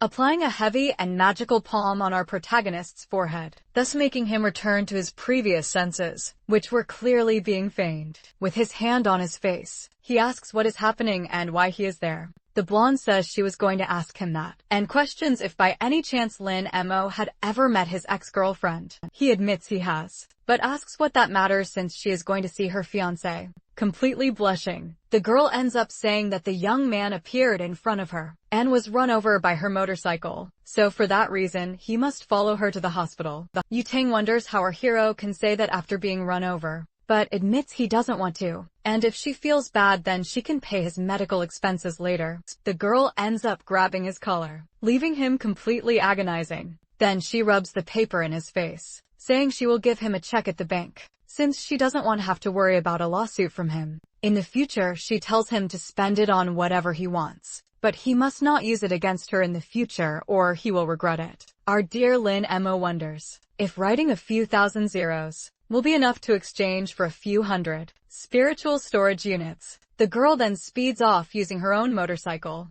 Yutong ends up saying that she needs all the information about the protagonist's ex, as she is a suspect, which someone on her helmet communicator confirms. Thus she arrives at the house of the girl who is our boy's suitor. Removing her helmet gracefully, she ends up extending her hand, which has a special ring, thus releasing her magical sword. All at once she decides to make dozens of cuts on the doorknob to be able to open the door. The cuts were so perfect that the door itself fell, but not the doorknob, which remains stuck in the shape of the door. She ends up entering, seeing some family photos appearing not to be of her family, but rather of two boys who seem to be her friends. She then reaches the room of the protagonist's ex, thus realizing that she is a total crazy person for having thousands of photos of the protagonist pinned to her wall, even ending up noticing several manuals of our protagonist, and then decides to see what they are reading. Curiously, she ends up flipping through the pages. Slowly her face begins to turn red with such indecency in the pages.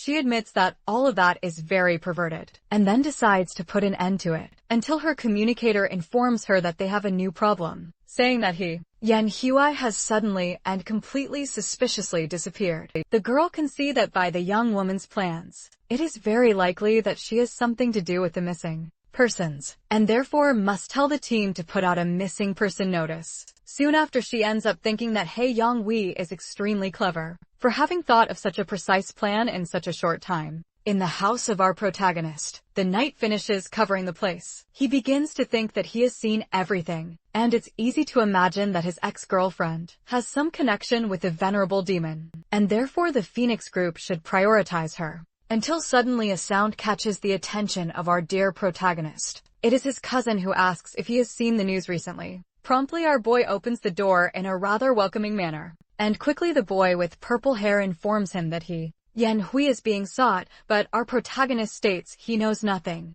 as he will no longer approach her. Then Lin ends the conversation with our boy, when he is met with a strong slam of the door. The young man tells him to at least check the news that is happening. Right now our protagonist sees that Yanhui from the Fengxiang Institute is suspected of a case of abuse against a young man, and therefore is being sought throughout the country. Then he thinks that the search team is really efficient, but still there is no information about the girl. The little fox thinks that this woman is truly cruel and extremely foolish for thinking of messing with her master. Lin Mo knows that if the venerable demon wants to absorb the young power of a young man, he will end up forming a well-structured formation, mainly stemming from evil. Quickly our young man crouches down and starts rummaging through a box. The little white fox wonders what her master is looking for, until she sees him with a sparkle in his gestures, becoming even more confused, upon realizing that what he picked up are just some seemingly normal wooden boards. Soon our hero lets out a tired sigh, thus gathering all his energy at once into the two boards. They soon begin to disassemble and reform into a shape convenient for him, this being a kind of manual compass that can be used made only of wood. The little fox is surprised that he made such an ancient Eastern compass in such a short time. Our boy thinks that with the venerable demon's ability, it will be impossible for the Phoenix group to find her. That is unless they use this compass to locate the evil energy. Our young man begins to merge the two at once. This being a form of location like a radar, a huge explosion occurs and causes a surprise scream from the little fox. That light artifact from before has now become heavier in relation to the energy, due to merging with a low-level stone. The fox is stunned by this unbelievable sight. Quickly the spoon that serves as a needle to point the direction starts to move. Thus, the little servant of our hero realizes that his master is, indeed, powerful for making such a simple board work so well as a radar. Our protagonist then asks the little fox to hold it, which the little spirit confirms. He then questions his master what this compass does that is so special. Quickly our protagonist explains that it serves to search for places where there is the highest concentration of yin energy in the city. Suddenly something catches the attention of our young man, leaving him completely startled. He tells the little fox to hide, which she obeys with extreme precision. The boy observes the window calmly and in silence, until the blonde, with a funny expression, appears and leaves him slightly confused. She makes an excited and strange expression, thus making him feel completely uncomfortable. With the phone in hand, the young man promptly thinks of calling the police, to which she tells him to open the window and not do anything indecent. She apologizes for what she did, saying it was something necessary. Our protagonist promptly asks what she is doing in a place like that, to which the girl tells him not to say nonsense, and asks where the boy got hurt. Our hero promptly thinks that Yutang is suspecting him, but by huge luck he hasn't healed, so the wounds and scars are still on his body. He ends up showing his wound on his arm, and also reveals there is another on his leg. Quickly the girl lifts her pant leg in an indecent manner, revealing her slight wound. Completely dumbfounded and embarrassed, he asks what she is doing, but Yutang assumes she will just clean the wounds. Otherwise she will be responsible for the scars that will remain. If she doesn't do this, she thinks that this guy who was once fat really has the most beautiful legs she has ever seen. Your fox ends up shouting in thought that her master gave her an arm, and she went straight for his legs, so the girl is completely taking advantage of him. Our protagonist lowers his pants and says, he never imagined someone like you, Tang, would come for such a trivial reason. But the girl reveals she has a question. which is about him being one of the last to see Yahello, and therefore she asks about what he was told. Our boy reveals he doesn't remember anything that happened after seeing her. The girl then crosses to the other side of the window and says that all of this was useless, and therefore she will leave. But our boy wonders why she doesn't just go out the door. Soon after, Mo, being completely cautious, ends up asking her to wait. He finishes by informing her that he can act as bait to help her if she wants quickly. The girl ends up with her face red from embarrassment for having seen something apparently indecent. This being the completely defined chest of our boy that is on display due to his t-shirt. She ends up jumping from the balcony and says she will accept this offer. But our protagonist realizes she agreed a bit too quickly. The next day the sun rises at school. Our protagonist promptly arrives in his classroom. With extreme flamboyance, the girls approach him, completely worried as they heard that Yahello is an abuser, and therefore, they are concerned about what she might have done to him. Our protagonist, being completely cold, reveals he is fine, and wishes for the two of them to get out of his way. Suddenly a girl arrives and tells everyone to go see, as a very handsome guy has just been transferred to their class. All the girls quickly move, heading towards the location to learn more about this new person.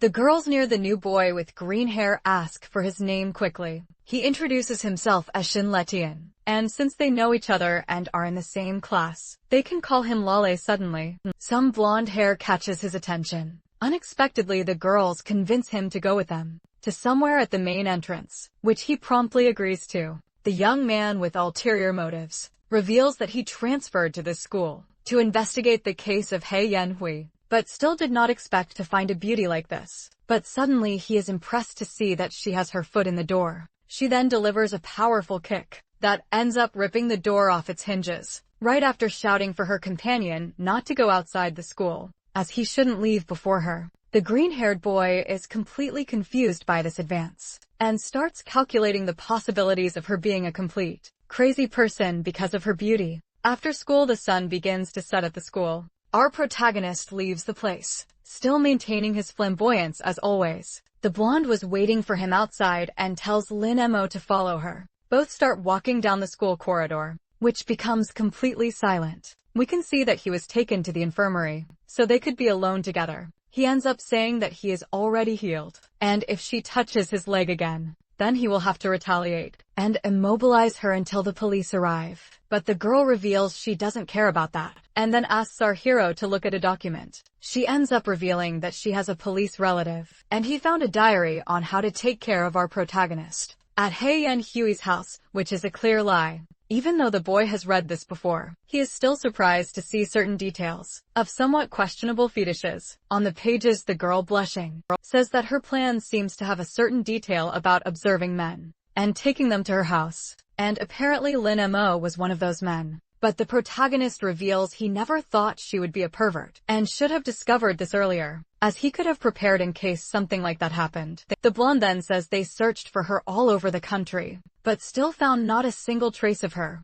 not even in her favorite places. Our protagonist then takes off his glasses and reveals that he remembers. Yahello always liked scary places since she was a child, so probably she must have hidden in one of those places. As for why no one found her, it's because she must have used some kind of makeup. He says all this while maintaining an extremely cool pose. To which, the girl reveals that our hero doesn't need to be a school detective. Yutong realizes that all of this makes sense, as she must have used some kind of disguise to hide. She notices that Yahello really likes dark places and therefore must have taken many young boys to practice her evil arts with the bodies of those defenseless kids. The girl then says that this is all she has to talk about for today, and therefore our hero needs to leave at this very moment. He ends up giving a devilish smile at all of this. Soon we can see his house, where he appears completely defenseless. He has already given her the clues, and next time, Xiao Yutong will go to the darknet to buy a magical weapon to help find the Yin energy. The boy then calls for his little apprentice, who quickly appears. Our protagonist ends up asking him to put that up for auction on the dark door that is the compass he made extremely quickly. Promptly the fox understands and begins to type on the keyboard. With extreme speed, he decides to set the starting price at 10,000 in cash, and then publishes it next. He reveals to his master that he has already put it up for auction, and it's just a matter of time to see the results. Jin Xiao notices that the price is rising abnormally, as if it were an item extremely coveted by everyone. Quickly the 10,000 in cash turns into 5 million in a surreal speed. At the same time we can see Zhao Yutong's house. Our blonde, she notices that the price has already reached 5 million in the blink of an eye and is still rising non-stop. With a sly smile on her face, she reveals that these people really like to flaunt money, and then says that they have no money compared to her. Our protagonist, through his observation role, sees that Zhao Yutong is indeed bidding with extreme eagerness. What appears most is that she will manage to get the item, and thus will be able to track down our dear protagonist's ex. Quickly the price reaches the incredible mark of 10 million. The little fox realizes that it has achieved a surreal result in just a few seconds, and wonders how many married women have that much money. Soon after, we see a day later where the blonde is gathered with several other women and an old woman with a cane. She reveals that the place with the highest concentration of yin is exactly there. The old woman thinks aloud that this is a great treasure, pointing hundreds of miles away, and reveals the strongest yin energy and therefore must be very rare. Our girl realizes that she is a specially invited expert by the group to help on this mission, and that it is not easy to receive compliments from this woman. Pulling her cane, the old lady reveals a weapon, and then says that she will explore the path ahead, and they should wait there. When the elderly woman approaches, a huge green and demonic hand suddenly appears in front of her. A gigantic explosion occurs, resulting from a special attack that the woman used at the right moment, before being hit. Our protagonist, watching everything with his paper doll, can only feel tense about this situation. He recalls that there was no way to break the formation, and that this could be some modern weapon she pulled from the ring. He realizes it is something unprecedented in this world, and then assumes it is something incredible he never imagined. Suddenly his wall breaks due to an extremely muscular woman, who just arrived while carrying our boy's cousin. Our young man is surprised by this, as he sees that the girl is emanating a strange green and evil aura. The little fox calls for her master and says that this woman also ended up breaking the protagonist's cousin. Linma says he knows this well and therefore asks the little fox not to move, as he has already thought about it, and that there are things that cannot be done. Apparently Yanhui has hypnotized them to want to kidnap him, but since the Phoenix group is still fighting, it is unlikely that his ex will make an effort to come personally there as the fist comes toward him. He keeps in mind that there might be a deeper meaning to all of this being the possibility of a trap set by Yanhui to capture the Phoenix while kidnapping him. All he has to do is simply wait for Yanhui to regret it. Unfortunately, he managed to use his aura to protect his body and stay awake. The woman ends up taking both cousins to a white van that is outside, waiting for them suspiciously. She abruptly and violently throws the two, who have bags over their heads, into the car. Quickly she leaves the location and drives through the streets without a care in the world. Soon the one who is driving arrives at an abandoned factory, where the protagonist's ex is likely hiding. The woman then removes the bag from our hero's head. In a sadistic manner she is impressed that it is him who is there, clearly being a facade. She asks if he is surprised to see her again in this place. With a devilish smile, Linma admits that he is indeed surprised by all of this. Thus insulting her, she becomes extremely stressed due to the arrogant tone that is laden in our boy's sentences, throwing the boy against the wall. She can only assume that he has a big mouth, and is bold to speak to her that way.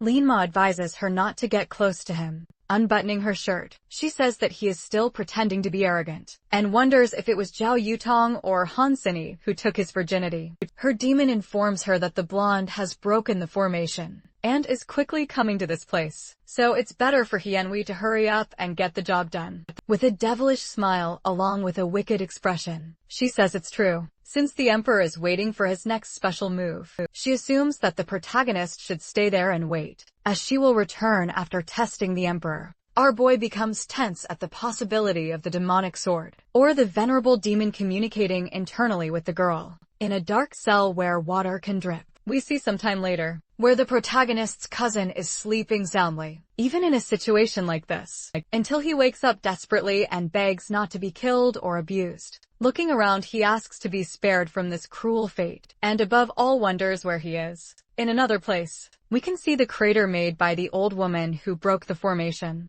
They all gather to see this enormous location. The blonde realizes that Yanhui was indeed clever enough to use this formation to turn this place into one with an extreme amount of ease. Now, they must head in the next direction that the compass is pointing to, in order to arrive in time, as the people in the area may be dead. A green demon appears and laughing, asks where the women think they are going. Suddenly a huge explosion occurs, throwing everyone back laughing wickedly. This flame demon claims that everyone there will die, without further demands. We can then see the forest where the demon was summoned. A deer that was calmly eating the grass in that lively place suddenly notices something. This action briefly startles it. It is a gigantic explosion of green energy that breaks the ground. Smoke begins to spread, along with that colossal and extremely frightening aura. The demon, summoning several blades, asserts that none of them will escape his wrath. His attacks are directed at the blonde, while he shouts for her to go to hell at once. Amidst laughter when these attacks were close, the old woman protected the girl before she could be hit.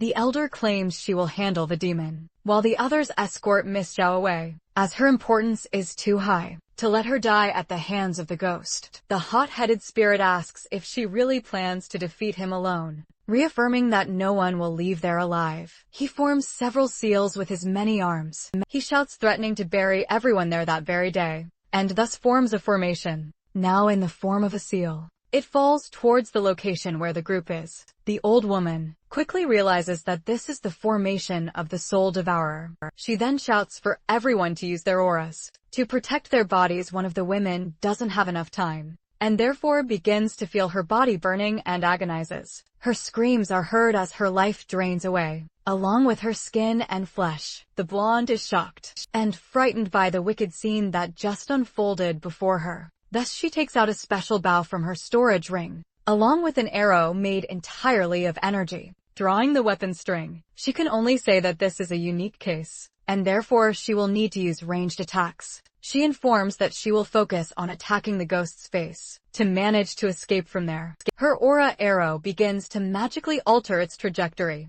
thus hitting the demonic face with enormous mastery, along with a great explosion. Even so, that demon informs that this is nothing compared to its immense power. The old woman says that her vital and magical energy is greatly weakened due to the formation, and therefore they will not be able to cause any damage to it. Soon the spirit begins to inflate its mouth with something, this being a thick and completely dense smoke. Zhao Yutang realizes that the spirit is causing the corpses to resurrect. Thus, her former companion began to move in a zombified and strange manner, but with extreme agility. The corpse was able to lunge at her all at once. With quick thinking, the blonde pulls something from her storage ring, this being a sword used to cut the zombified woman in half. The old woman then assumes she will control the poisoned gas, and therefore, the girl must take care of the blood puppets as soon as she can, thus revealing that there is no salvation for any of her companions. But in the blonde's vision, she can see the remorse and part of the face of those she once called friends. Still, with a quick slash of her sword, she was able to finish off the monster.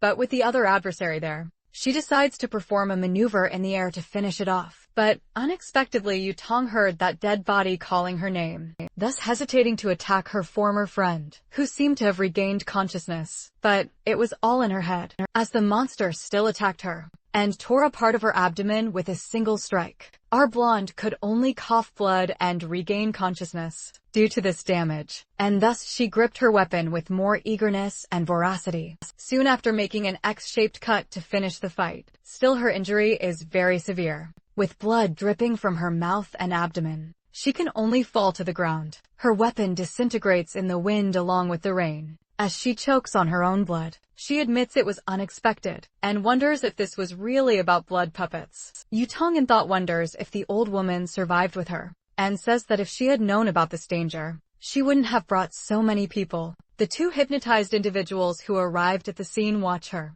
as one of them pulls out a knife. The elder tries to scream the blonde's name, Soon the spirit attacks her and asks how she dares to be distracted. And behind the barrier the demon says, it wants to see how long the woman's turtle shell will last. The blonde on the ground admits it is her fault, as the old woman was also dragged into this because of her. Then the knife flies towards her, quickly ready to end her life. All we can hear is her cursing herself, as blood spreads through the air. But unexpectedly the knife did not hit her, but rather the ground beside her, for the head of the one who attacked her was ripped off in one go. A girl informs that she felt the blonde's vitality draining very quickly and thus ran over. This is Xiao Hongling, leader of the Phoenix group, who states that it is too early for you, Tang, to die. She recognizes her while the man beside her stares at the girl, apparently younger. But we are surprised by the head of the young man flying, just as the blonde calls her grandma. The elder is startled seeing what just happened, for the famous Miss Hongling is present at the scene. The demon laughs as it realizes that this little girl is the mere help that came to reinforce the women. Then the spirit, feeling offended, says that she is a mere mortal,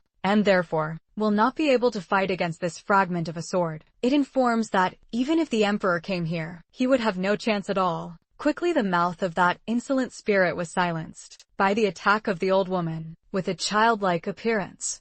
Thus, she ends up undoing the formation made earlier by the ghostly face. The blonde realizes that just one strike was enough, and admits that her grandmother is truly an amazing person. Soon the young-looking one informs that her granddaughter was injured, and if she had attacked from the beginning, she wouldn't have been hurt as she was. Thus she extends a medicine, and tells her to drink it quickly. The girl obeys and then asks her grandmother if her missing friend can be found by her. Soon she informs that her target is the protagonist, and therefore, he must be saved. The elder states that she knows all this, and thus she does not need to worry and should focus on her rest. Our girl gets confused about the issue of resting, until her vision starts to blur. When the girl falls asleep, the youngest calls for the old woman, who promptly responds. The old woman ends up questioning where the companion her granddaughter mentioned earlier is. Soon the elder replies that according to her guesses and Yutang's, he should be in a very abundant and extreme amount of yin.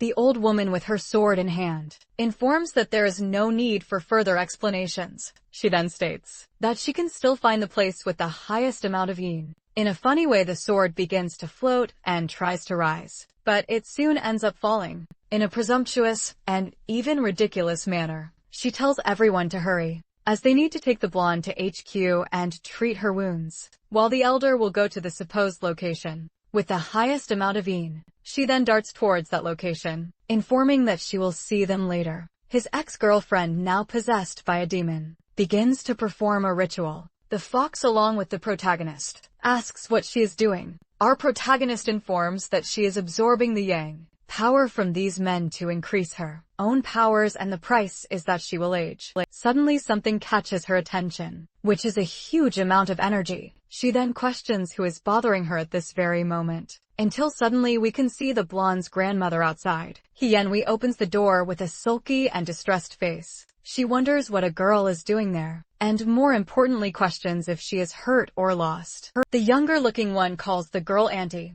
and ends up saying that the little bastard is there. Confusion is visible on the face of the protagonist's ex, with this affirmative statement. Inside the place the little fox asks if it's not bad to leave him unconscious when he wakes up, but our protagonist explains that he doesn't need to worry, as he is resilient, until suddenly a huge explosion occurs. Startling him at first, something flew from the door to there, and ended up crashing against the wall. This being the protagonist's ex, who is now impaled by the little girl's enormous sword. The girl floating informs that they are just getting started, so Yanhui cannot be complaining sitting on the sword. The little one questions if the younger girl will not respond. That was extremely unexpected for the ex-protagonist, and the younger-looking one ends up asking her to at least fight a little with her hands covered in green energy. The girl begins to pull the sword from her chest, thus ripping it out and cursing as she throws the sword up. The little girl starts to float in the air, finding the scene amusing from her point of view. Then the ex-protagonist throws the sword, while telling that brat to go to hell.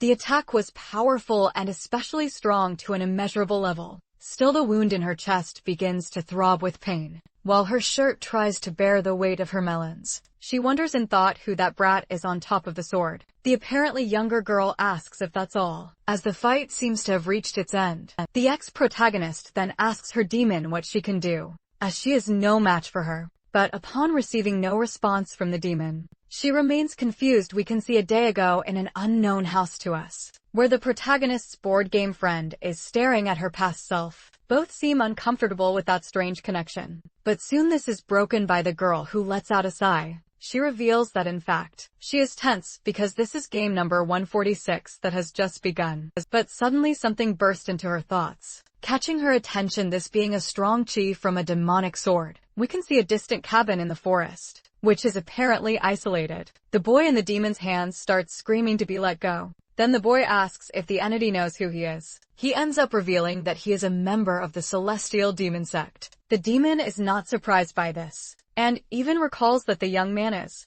indeed from the celestial demon sect, but informs that a sect is good as fertilizer. Like that will not be difficult for him to massacre. With tearful eyes, he realizes that this chi is extremely powerful, and therefore asks for help from someone. Suddenly a huge explosion occurs at the door of the residence, where the demon was sheltering. We can see a huge trail of dust rising and falling from the entrance that was opened. Suddenly a leg passes by belonging to a woman who has just entered. She stomps down hard and imposing against the ground, almost like a threat. The spirit itself realizes that this chi is not normal, as it belongs to someone unique. The one in front of him is in fact his long-awaited mistress. Crying and with a red face, he starts shouting for her while running in her direction. The girl ends up pushing him with her foot and telling him to stop making such a fuss, to which he agrees. The girl recognizes him as the demon who allied with He Yanhui. He agrees and says that she is right, and thinks that this familiar feeling of being stepped on is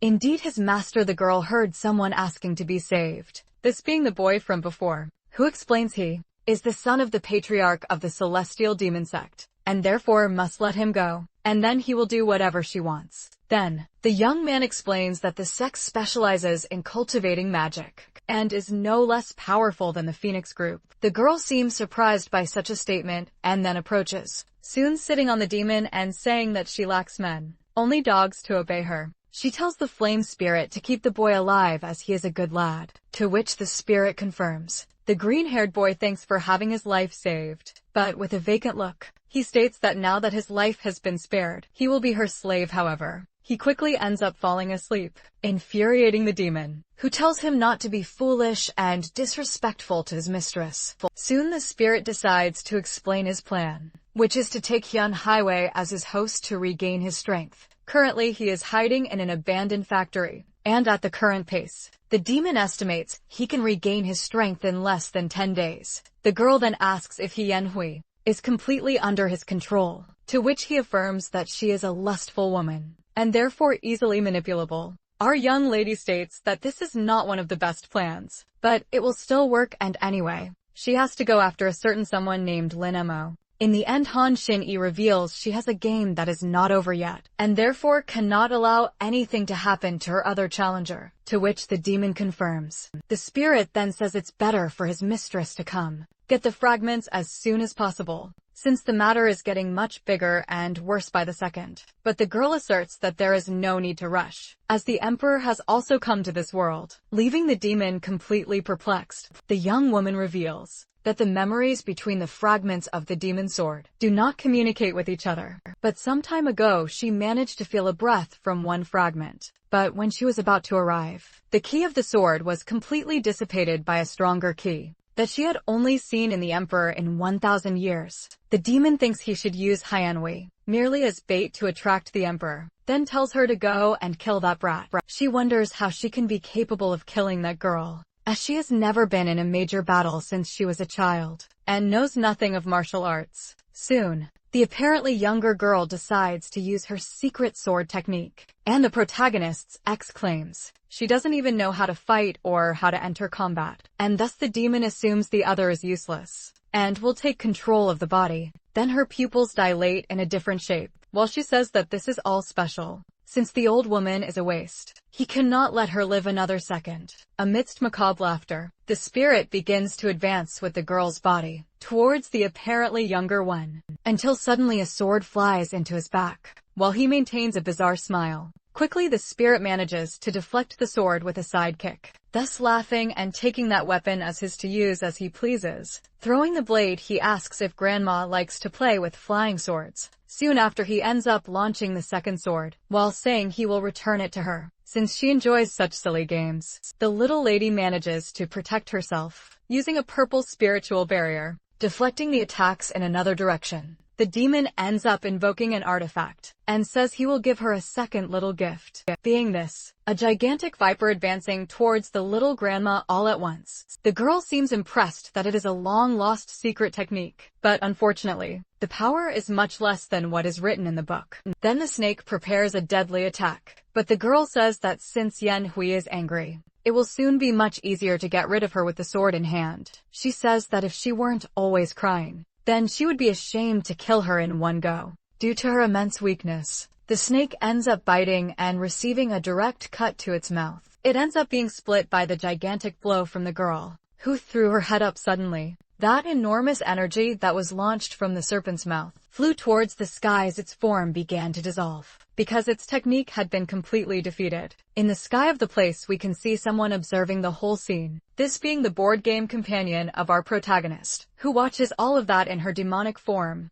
We can see the face of the protagonist's ex deforming, as the spirit leaves her body and mind. The purple energy, completely leaving her body, ends up gathering in a single point, thus forming a fragment of the previously lost sword of the demonic girl. Soon the old woman, apparently younger, says that she finally decided to abandon her host. To stop being useless, she had never thought it would be a sword, much less a simple broken sword. And for that reason, she feels somewhat disappointed until a fear takes over. And this is due to the sword feeling offended by being called broken. Soon the protagonist's companion says that she is very shameless for hitting a dog when the owner is not around, and therefore she should be more careful. The girl, completely sweaty from tension, recognizes this chi as that of a high-level underworld demon. Then her breath starts to falter and catch in her throat as she feels such pressure. Turning her face slowly, she observes this frightening scene. Her breath cannot return, and she feels suffocated by this tide of power difference. Staring at the girl above her, the grandma can only tremble as she sees the terrifying scene. The horned girl says that she is really shameless for staring at her so boldly. Suddenly, with her high speed, the demoness disappears from above the old woman.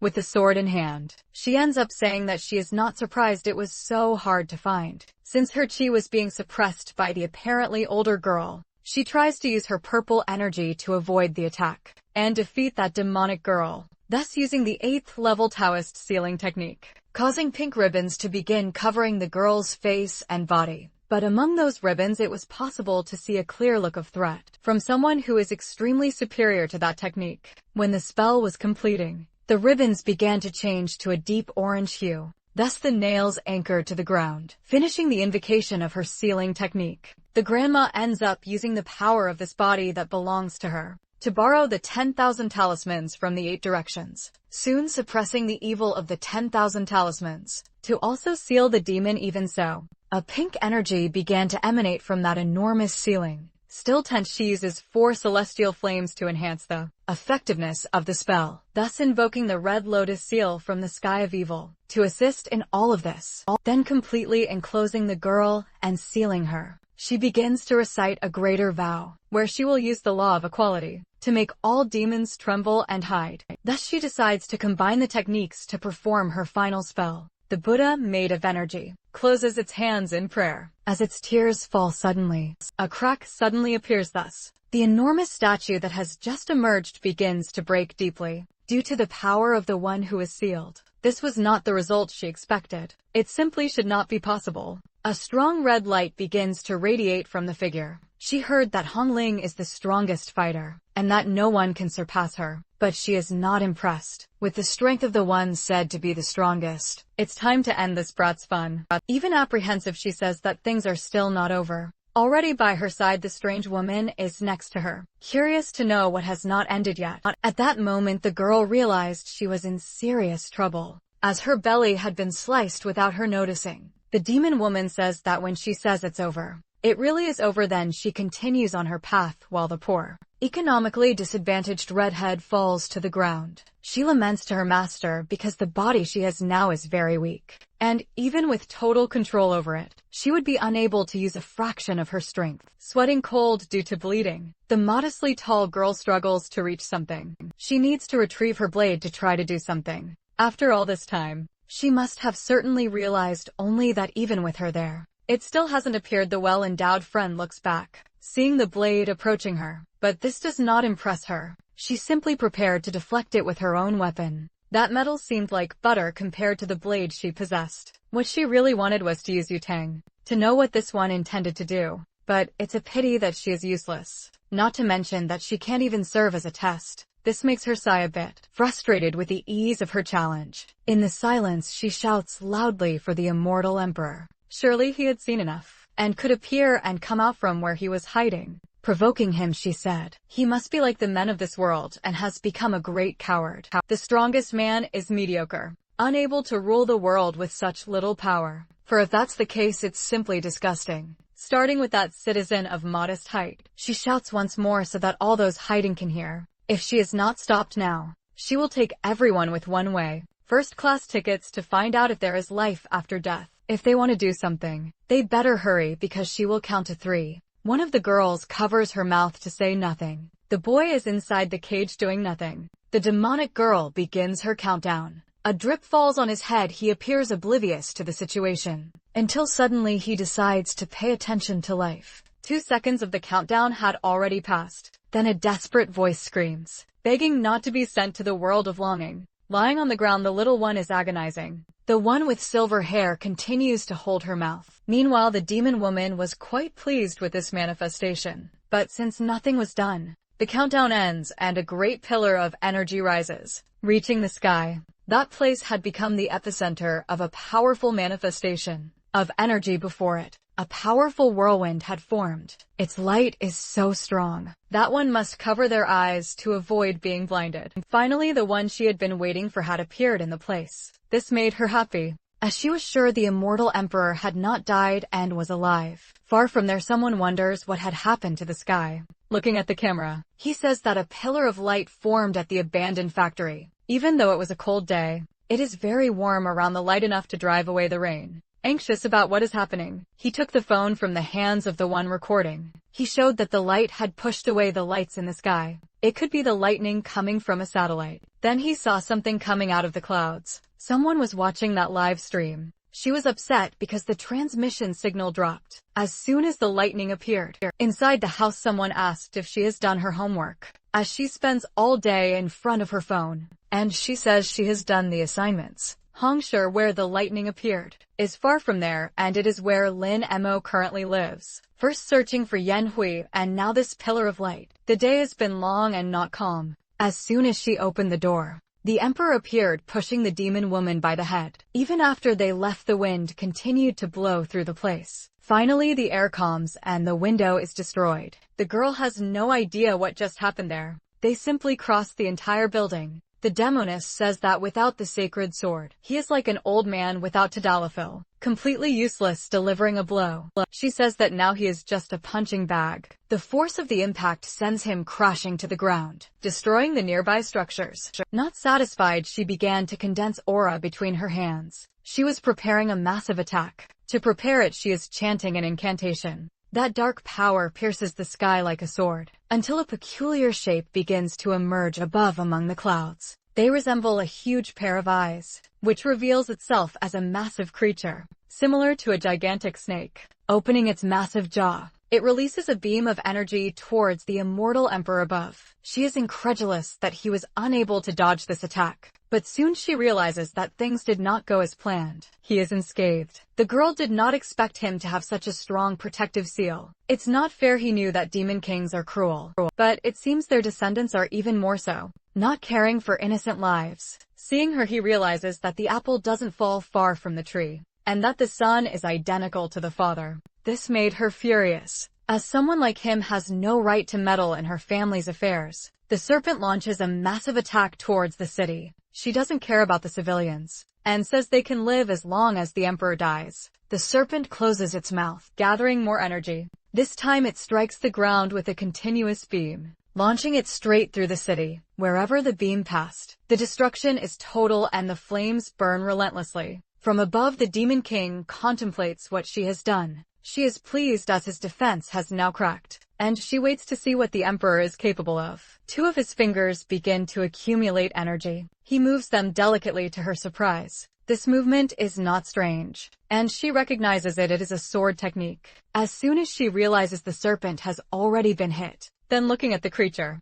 she notices that the damage has been severe. Finally, after some time, the emperor has a sword in hand. Now it is with him that is a good embryo, and it was certainly worth the wait. In light of this, she realizes he had placed a sticker on the sword when she wasn't looking, in addition to making her reveal her weakness. But his plan would only work if he could use the trash in his hands. Making a circle with the sword, he prepares a technique until he brings down his sword. Executing a cut-it is a secret technique, the refinement of divine fire. This pleased her as he always has something new to show. An intense clash between the two energies occurs. The two begin to collide with extreme speed through the sky, until reacting quickly, the Demon King catches him off guard. After several attacks, she manages to execute a cut on him. Even so, he smiles as he has finally arrived. Just didn't expect it to be slower than the sword. Then the figure representing him disappears, and rays of light emanate from him. Seeing that the figure was burned, she realizes it was a clone, but doesn't know what that was that passed through him.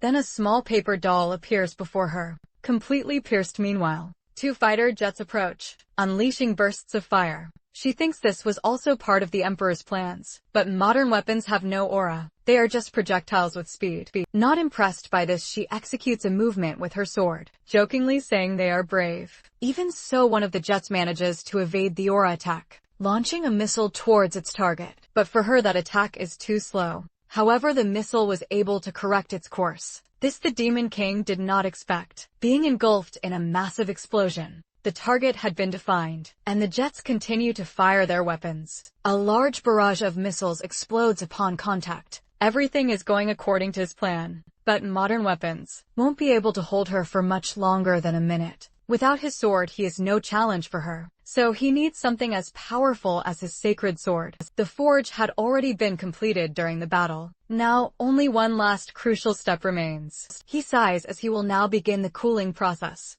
With little fuel available, they prepare to return to base, until an eruption occurs on the city ground. A huge misshapen hand grows towards the sky. It grabs one of the jets on the radio. He warns the others to get away from there as soon as possible. The other jet tries to distance itself from that hand, but it is struck by her, who used its companion as a weapon. A creature without eyes appears. Roaring furiously, the creature is colossal and near it. The buildings are like small structures. From above, the Demon King says this is what happens when they meddle in her fight. Now they all need to die. Someone tells her that this beast is walking spiritual energy, an excellent opportunity to end the Emperor before he executes what he has planned. However, from above, something catches her attention, causing her focus to be captured. A small sniveling child is crying, searching for his father while crying. He says he is very scared, while she screams for her father. One of the creature's paws moves toward her. It won't be long before he turns into Pate.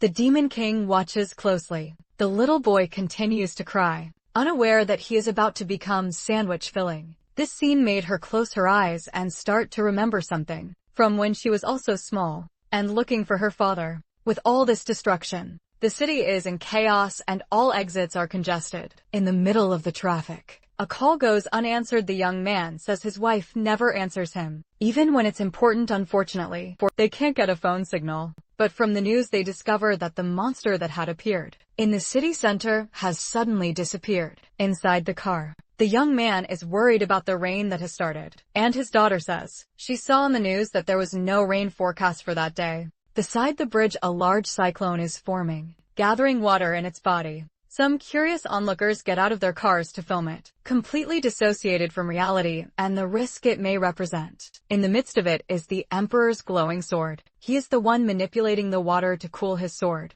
until the energy condenses, releasing a shock wave that creates waves in the water. The force of the waves sweeps the cars off the bridge, and surely must have swept away the fools who were filming. After that, what had formed there was a large volume of mist. The girl gets out of the car, defying her father's warnings to stay inside. She looks at where the river was, and doesn't understand how this is possible. All the water that was down there has disappeared, as if it had been drained above. The emperor stands before his sword. He brings one of his hands closer to the weapon's hilt. As soon as he touches it, an intense luminous energy is released. The source of light could be seen even within the mist. So great is the energy released, that the fog is immediately pushed away from the place. Now the blade he has been preparing is ready to slice the unwary. He looks at the fruit of his effort. That had been a wait too long in the mist. The Demon King says he has been foolish while reaching out to a child. She says she wasn't there waiting for him. The little snot-nosed boy smiles, for he has found his irresponsible parent. They embrace, and the Demon King tells the adult to get out of there.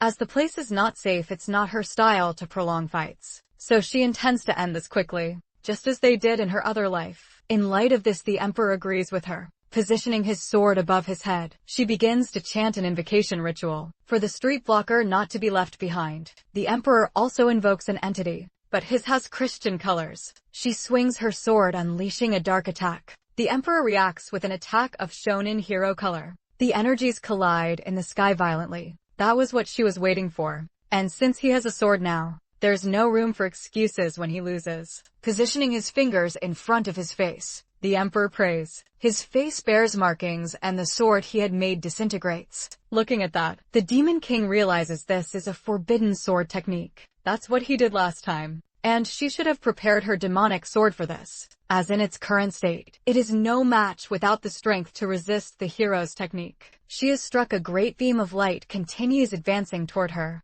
In the sky, a mysterious rift begins to appear. Opening slowly, it reveals another dimension. In the face of such power, even the sky is cracking, completely wounded and without strength. She acknowledges that this is excessive. The emperor stands before her, watching her closely, looking at her. He says a winner has already been defined, but someone says that things have only just begun. Very wounded, the Demon King says something about what she is seeing. That was the other half of the magic sword. The sword speaks and says it had hidden very well to gather its pieces, but the woman had many of them with her. Very wounded, she says that not even that fake sword would be able to deal a fatal blow to her. Soon she will recover from her injuries. And unlike him, she still has a magic sword, even if it is a mediocre victory. The winner had already been defined. Unexpectedly, the sword pierces her from behind, exiting through the middle of her chest. The evil sword does not take orders from someone whose energy is so weak. Now both will die in that place.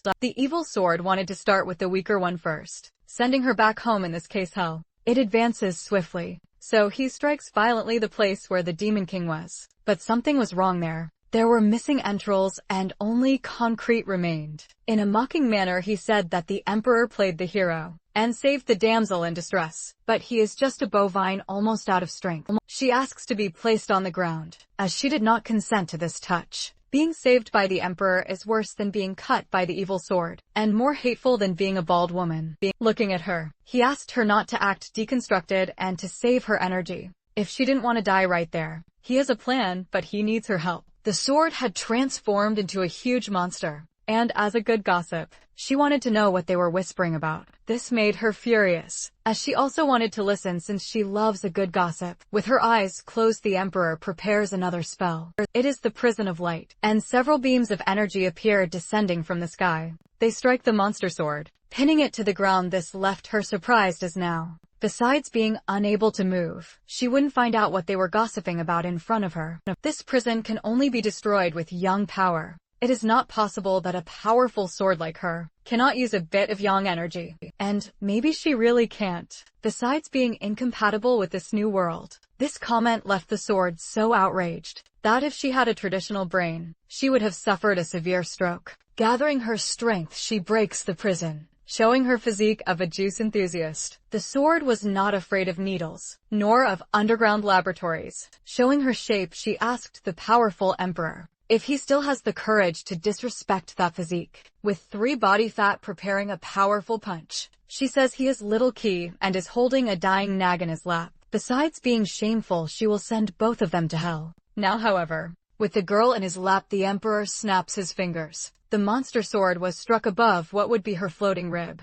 If she had a liver and were an alcoholic, it would have been fatal. Realizing that the damage was extensive, she wonders how it was possible. It seems she really was an alcoholic. As she collected all the fragments, his piece must also be in this trembling body. He transformed this fragment into bait. After refining it, it was his trump card against the demon. But he ended up using it against the sword. The monster panics as her young energy is leaving, along with her rented shape, running out of juice in her veins. Now it is the Demon King's turn to do her part, which to the sword's displeasure, began to absorb her energy. Returning to being a thin and withered object, the sword becomes desperate. As she wanted to stay in shape with a clink on her blade, she curses them. She was right. The sealed young power in the sword is still in his body. Now it is time for them to settle their differences. A large tongue falls in front of them. That is the beast of chaos. And the sword celebrates, for God had not abandoned her. Happy, she wishes them both good luck, having to deal with this monstrous creature.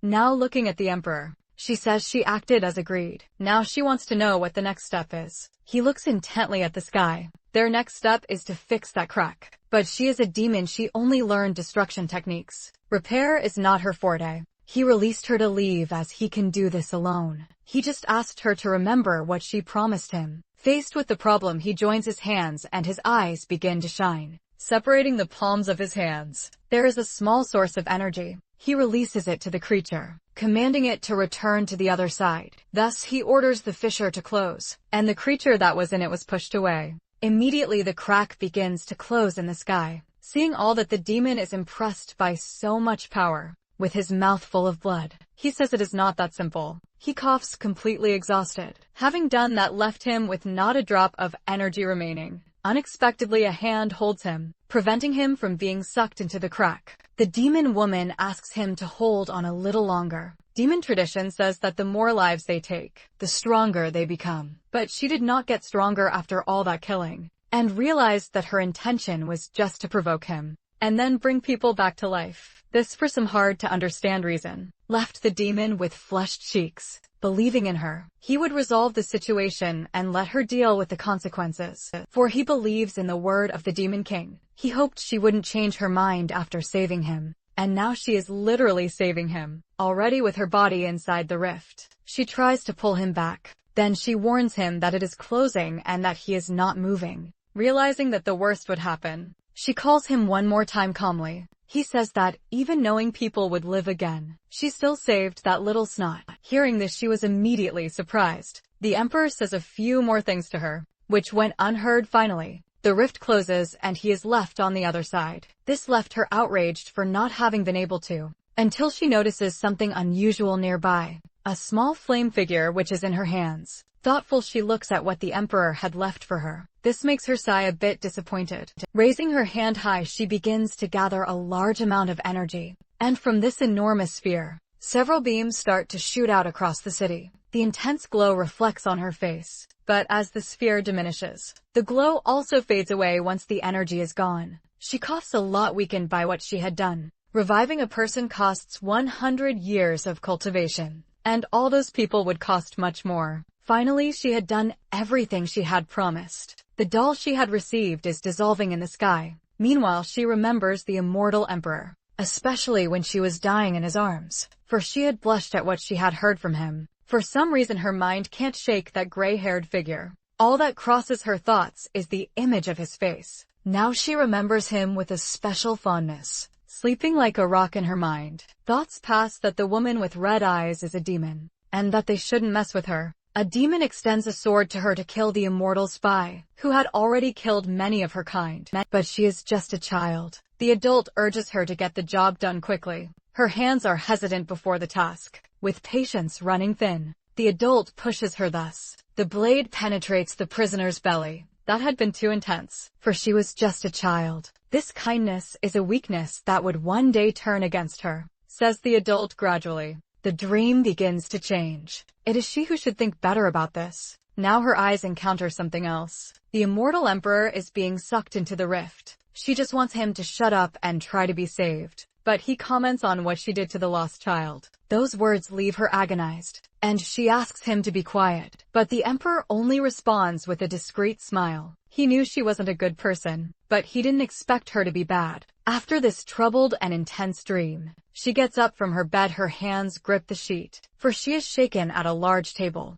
A small shadow woman recounts what happened last week. The two fought and destroyed half the city, and a clash of swords even cut through the sky. At the end of it all, an unknown force brought back everyone who had died, but they can't expect that to happen again. One person says, they should sit and wait for death if they are to trust these clowns. She wants to know what else they can do besides nothing. She is young Tianyu, the holy Yaochi, doesn't believe that a sword cut was capable of separating the sky and opening a rift. The sword saint felt embarrassed by this narrative, as she is unaware of such a technique. Li Shunran says she shouldn't feel that way, as no immortal would be able to make a hole in the sky. The guy who likes body modifications says that the elder Zhao turned into nostalgia with a single blow, and they wouldn't stand a chance either. Yutong, who has ample attributes, asks his grandma if the people there gathered just to complain. Grandma Bayan told her granddaughter to be more polite, as she had already spoken with another elder about how they would deal with this problem. Since ancient times her clan has cared for the oracles, arms of the divine path that govern the world today, defending the righteous path and eliminating heretics. But the oracle left an enigmatic message, to drink this tear and do what is right, and they sealed it even without knowing its effects.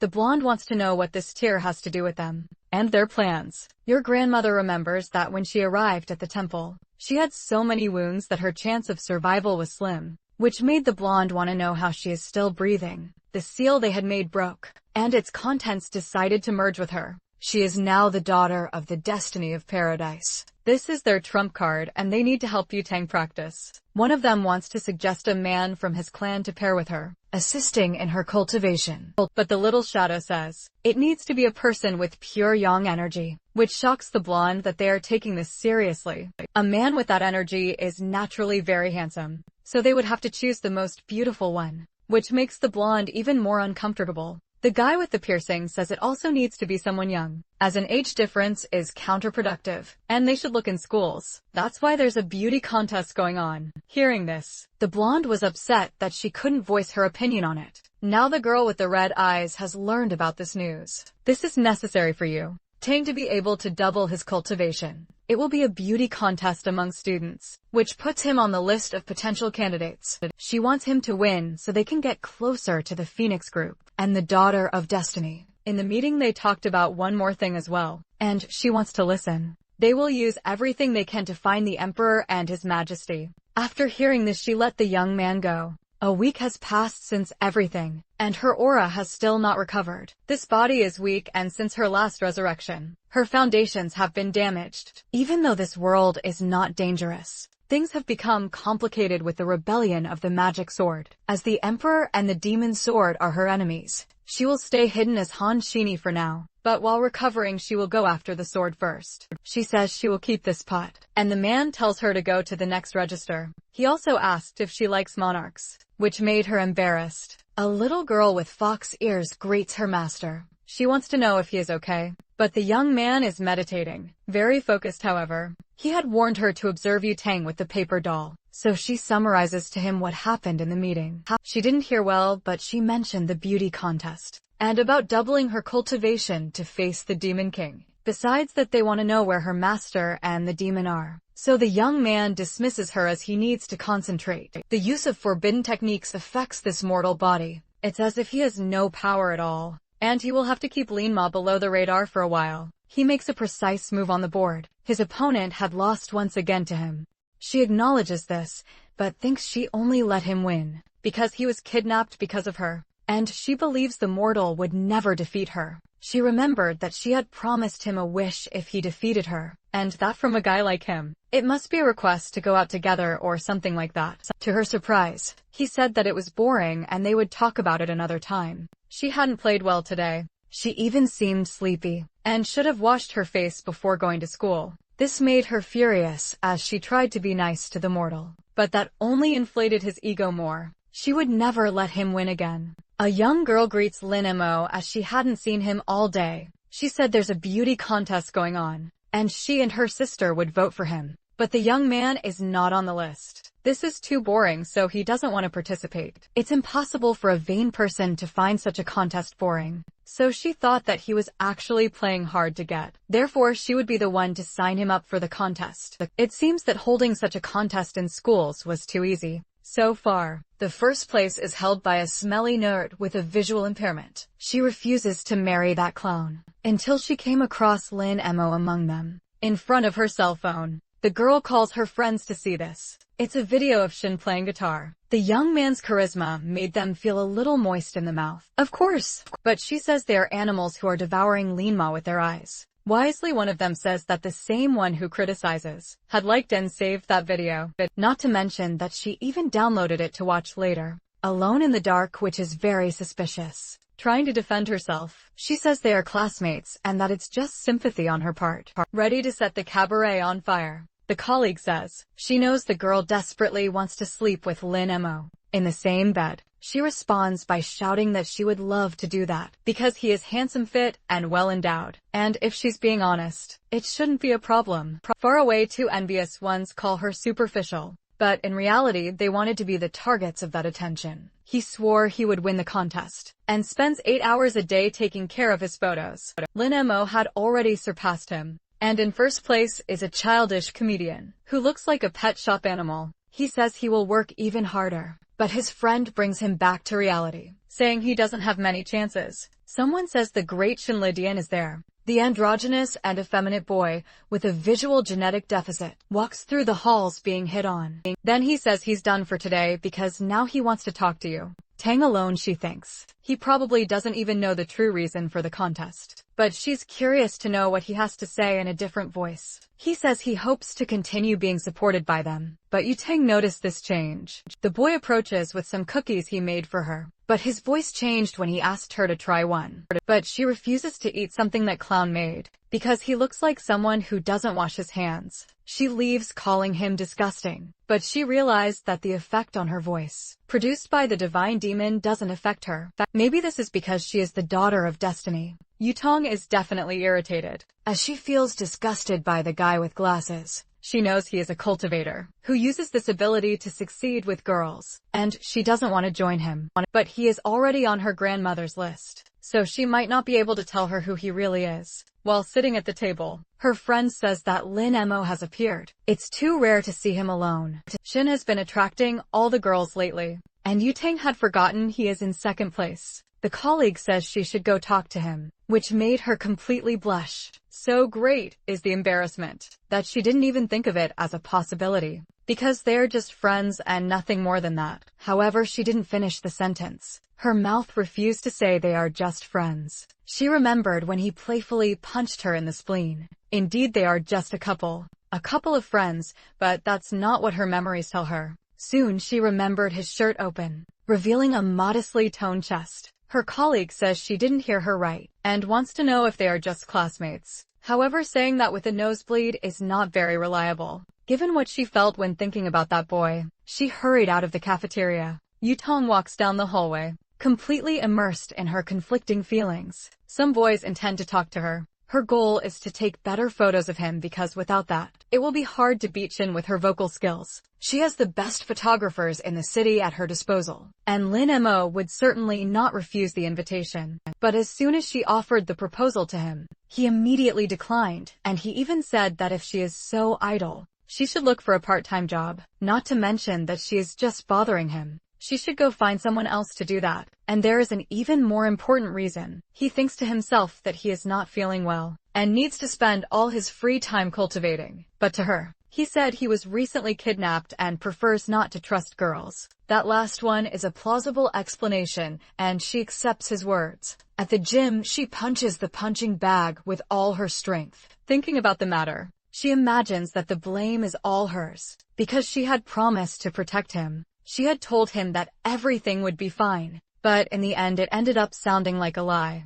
Because of that, he no longer trusts her, and there is nothing to be done. It's a situation that fills her with rage. Thinking about all this, she starts to sob from crying so much. Imagining marrying that disgusting, almost blind guy is worse than death. She soon becomes enraged again, and starts to hit the punching bag harder. A woman with huge biceps and a masculinized face asks why the gym is empty. The attendant says Yutong reserved the whole place for herself today. Since she arrived, she took off her shirt and started hitting the punching bag, and she hasn't stopped since. A wealthy girl who paid for this and is just a student has wanted to fight someone for a while, and this is a good opportunity. The boy says this is a bad idea, as the little girl is quite upset with life, but the woman says she doesn't care, and even suggests giving the money back to the girl, as she's not bothered at all approaching her. She says the girl isn't bad, but lacks resilience, and she introduced herself as the personal trainer from that gym. Hey Yunhee.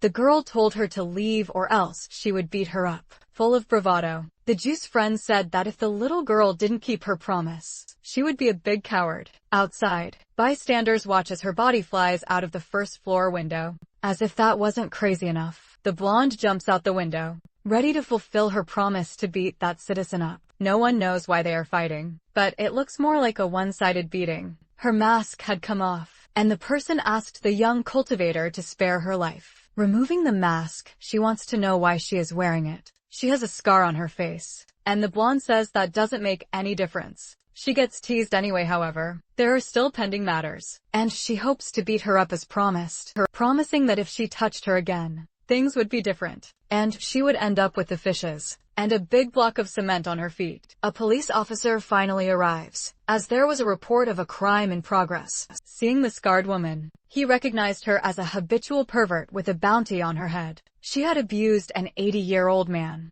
Thus, the blonde went from executioner to heroine in the blink of an eye. In addition to receiving apologies from the bystanders, she received the reward for capturing the fugitive. Not enough, she was also interviewed for doing something so heroic. The next day she is once again in the cafeteria, with the same feeling as the day before. The colleague thinks Tong asked to call the red-haired girl to tell about what she did with the fugitive, but that's not it. Every time she goes out alone, she ends up making money or meeting handsome guys, and her grandma says she needs to find a partner soon. So she wants to know if she could use that luck to capture Lin Mo. But Lin Mo is known to be cold and calculating, and she recommended that she date Shin. The other one couldn't stop coughing as she had choked. She is confident and just wants to know everything about him. What he likes, dislikes, his daily routine, blood type, address. Nothing too invasive from what it seems. Lin Mo is the redhead's best friend, like a brother. If she wants to know more about him,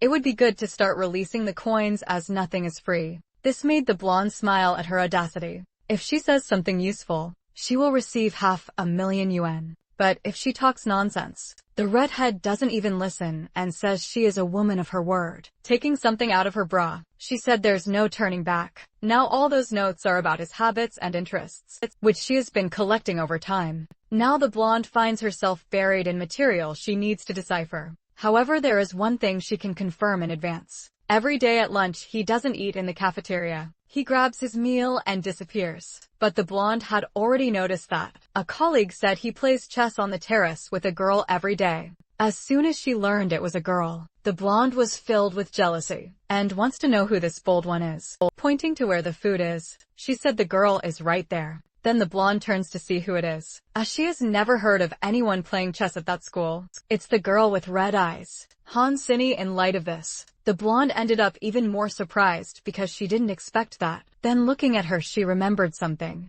She is dead. She kept saying that over and over because of a stupid game. She was ignoring her friend's life. Her colleague tells her to stay alert, as Han Shin is a strong competitor. But the blonde says they are friends. At least they used to be that way. Once sitting on the terrace with the cloudy sky, she says he has finally arrived. He says the weather is bad and there are many empty rooms. They didn't need to stay on the terrace, but their battle started on the terrace, and it will end on the terrace. She asks if that scares him, but he says she is joking, and that the weather forecast for that day was rain and snow. Then, he became worried that a certain girl would get all wet and attack him with her ample juicy attributes. Not to mention that he was kidnapped recently and doesn't trust girls. But she throws her coat to him, so she won't have to apologize if he feels cold from the rain. Lin Mo looks at the coat in his hands, while his classmate watches him with flushed cheeks. He stays alert to something thoughtful. Meanwhile, the girl turns her face a bit annoyed he isn't going to wear that coat, but she insists he puts it on quickly, so she won't have to apologize later. When it's lost, it will just be there for her, to avenge the defeat from the previous day. Next time the weather's bad, he won't go to the terrace. Well, she just doesn't want to be misunderstood. He says the sleeves are short, but it's not tight, so she boasts that her bust size is 36. But immediately he asks what size that is, which embarrasses her in any case. She shouldn't be thinking about that now as the rain is approaching. It started to rain and the girl is still burning with embarrassment. She says his mouth is cursed and that it only rained because of him. But he only saw the news, that was enough for him. And he said he was going home as soon as he turns his back. She told Linma to stop when he lost. He told her to wash her face and come back. And that's what she did, and now it's raining. Today they will play no matter what happens, trying to be spontaneous. She calls him to play because she needs to win against him today. Looking at him, she felt annoyed because of the expression on his face. Irritated, she told him to go home already since he doesn't want to play with her. The girl is under the rain with her transparent clothes, and upset with Lin Mo after venting. She discreetly looks at him. To her surprise, Lin Mo agreed to play. But only one single game, now it's his turn in the game. Noticing they would play, she looked at him a bit happier. Just to say that, actually, it's her turn to play. Being very powerful, she spent most of her life being feared, and never had a friend or someone she could trust. She was prepared to be the queen of demons, to practice genocides and lead. She didn't need to feel affection for anyone, but she can feel that in this world. Someone who accepts her spontaneous invitations. Someone who wanted to do things she liked to do in her company. For the first time, she felt joy in doing something like that. He sneezes, and the little girl wants to know if her master is okay. He says yes, and wants to know how the dark door is. Everything is fine. She published all the sinan she received from him, and 8 had already been sold. This way there will be compasses for her to find in energy. Thus the demonic sword won't dare to be so aggressive. She should hide everything related to cultivation at home, until the wall that was destroyed is repaired. Suddenly a woman appears there calling him by name. She wants to know what he did with Yutong, as she received several gifts from her, and the girl says she wants to talk to him. Linamo says he did nothing and hopes she knocks on the door next time, but they have guests, and she wants him to come down the stairs to greet them. But that would be a hassle for him, and he needs to take a shower. This upset her because Yutong is behind him and the boy ignores her. But a marriage between them would be excellent for his family. She goes back and asks the blonde to wait, because Linamo is taking a shower to look nicer. The woman says that she, her husband, and son will need to leave and that the blonde could stay with Linamo. But she just wants to say something to him and leave. Right after she calls her husband to go out and says they will only return the next day. After lunch, and the blonde says that's not necessary. The poor blonde just wants to apologize, but the more she talks, the more she is misunderstood. She is so nervous that she wants to go to the bathroom to relieve herself. Thus, she started walking around the house looking for the bathroom. Then she saw a small crack open in a door. Unexpectedly, Lin Mo comes out of there just in a towel, displaying his chiseled physique with no apparent fat, like a Greek deity. That's how he realized there was someone in front of him in a towel, and with the piece notably marked. He told her to say what she came to do there, but she is in a fury of thoughts, because all she wants is to take a close look at that piece. So she apologized to him, because she wanted to go to the bathroom and didn't know where it was. He said he saw nothing and didn't understand anything, that it wasn't his intention to see that piece marking the towel, and that if he saw something, he already forgot. But remembering the luck of the daughter of destiny, he began to think if his lustful thoughts had become reality. She is sure that something very strong and intense is going to happen. Now, starting with her attributes. Now she doesn't know what she's feeling in her chest. Gathering courage, she tells Lin Mo that it's still too early for them to do this.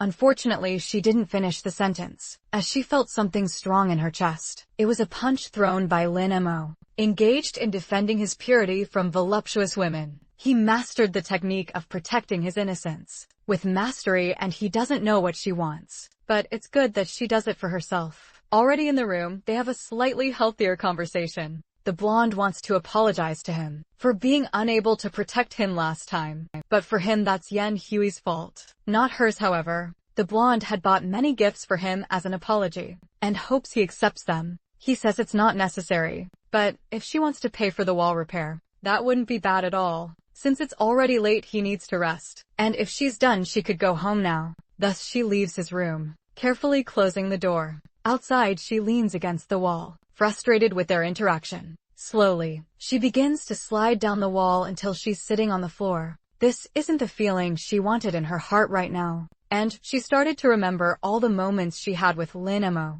Up to that point, this made her sadder than she expected. Inside the room, he continues doing his pure boy things that only exist in fictional narratives. Meanwhile, the blonde looks at him through the broken wall. She enters his room once more, calling him being perfectly direct. She asked him to be her boyfriend, and she waited a bit anxiously for the answer. She said she would only say that once. She doesn't want to take advantage of him because of the kidnapping trauma, and she knows he hasn't even recovered yet. But she ended up stuttering when she was about to continue, until she said all at once that she likes taking him out for walks, and likes the smell he leaves on the helmet. These phrases seem to be effective as he sweated a little. She likes how he defends his purity when he misunderstands her. He is different from the others, and she probably means nothing to him. But she will dedicate herself, and one day she will be good enough for him. All those words exhausted her. It was like she had run a marathon. Lin-mo stood up and started to walk towards her. She doesn't know what to do anymore,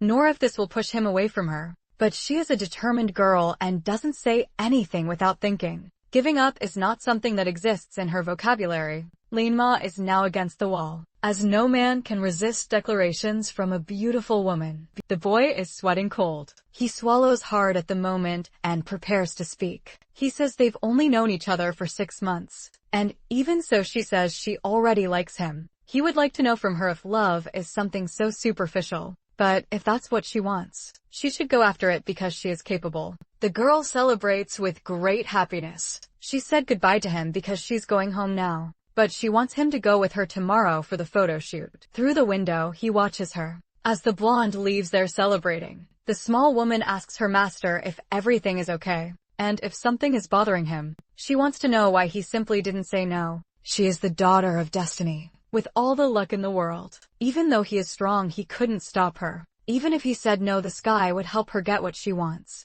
But love is not just a matter of luck. But if luck passes through his heart, which has been alone for 10,000 years, there's also no reason to stop her. That is definitely a point to consider. People in love and simple are as stupid as the others. The next day they tell him to look at the camera. Now he is well dressed and posing for photos in different clothes. He strikes another pose. This time he is dressed like an athlete. The blonde says these clothes don't capture his essence, and that the school uniform suits him best. It doesn't make sense to him. But the blonde insists on the school uniform for perverse reasons. She doesn't say out loud now he is in more formal clothes. Finally, they reach the result of the voting. Lin-mo won, but they do not know his immediate context. So the boy would need to be tested. One of the people wants to know how they would do that. The redhead is in charge of this. If she is worried, she should show it to them immediately. She remembers the blonde and the reaction she might have. She scheduled the meeting for the next day at the hotel at 6:30 in the evening. But they never even said if they would go or not.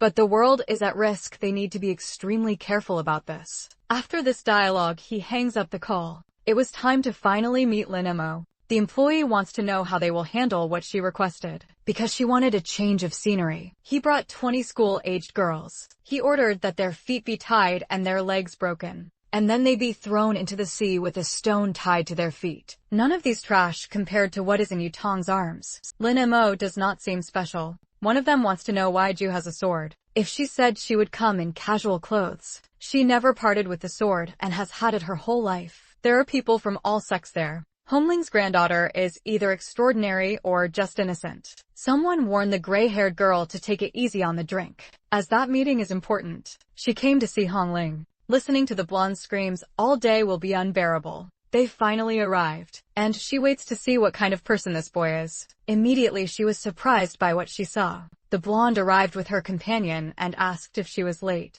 It's impossible. It's as if she could see through him. Now everyone is properly seated at the table. He went there to see if any of them have clues about the whereabouts of the venerable demon, and also because the blonde asked. But from what he sees, he cannot count on the help of those women with lustful gazes. The old woman says that staring at the boy like that will give them a bad reputation, and asks Tu Tang to introduce him to them. She tells everyone that he is her boyfriend, Lin Mo, and he says they are not that. He dismissed the individual introductions, said he would eat and leave. The gray-haired one said he is really a cutie and asked you, Tang's puppy, if he wouldn't like to stop eating to have a private chat with her. She heard he likes tea, and she would like to offer him some of the tea that only she knows how to make. That aroma is from the golden silk tea. The dishes in front of him are mediocre, and he should try that delicacy that was offered to him. The blonde immediately noticed that there was something sneaky going on. Under the girl's nail a bit of very suspicious powder fell.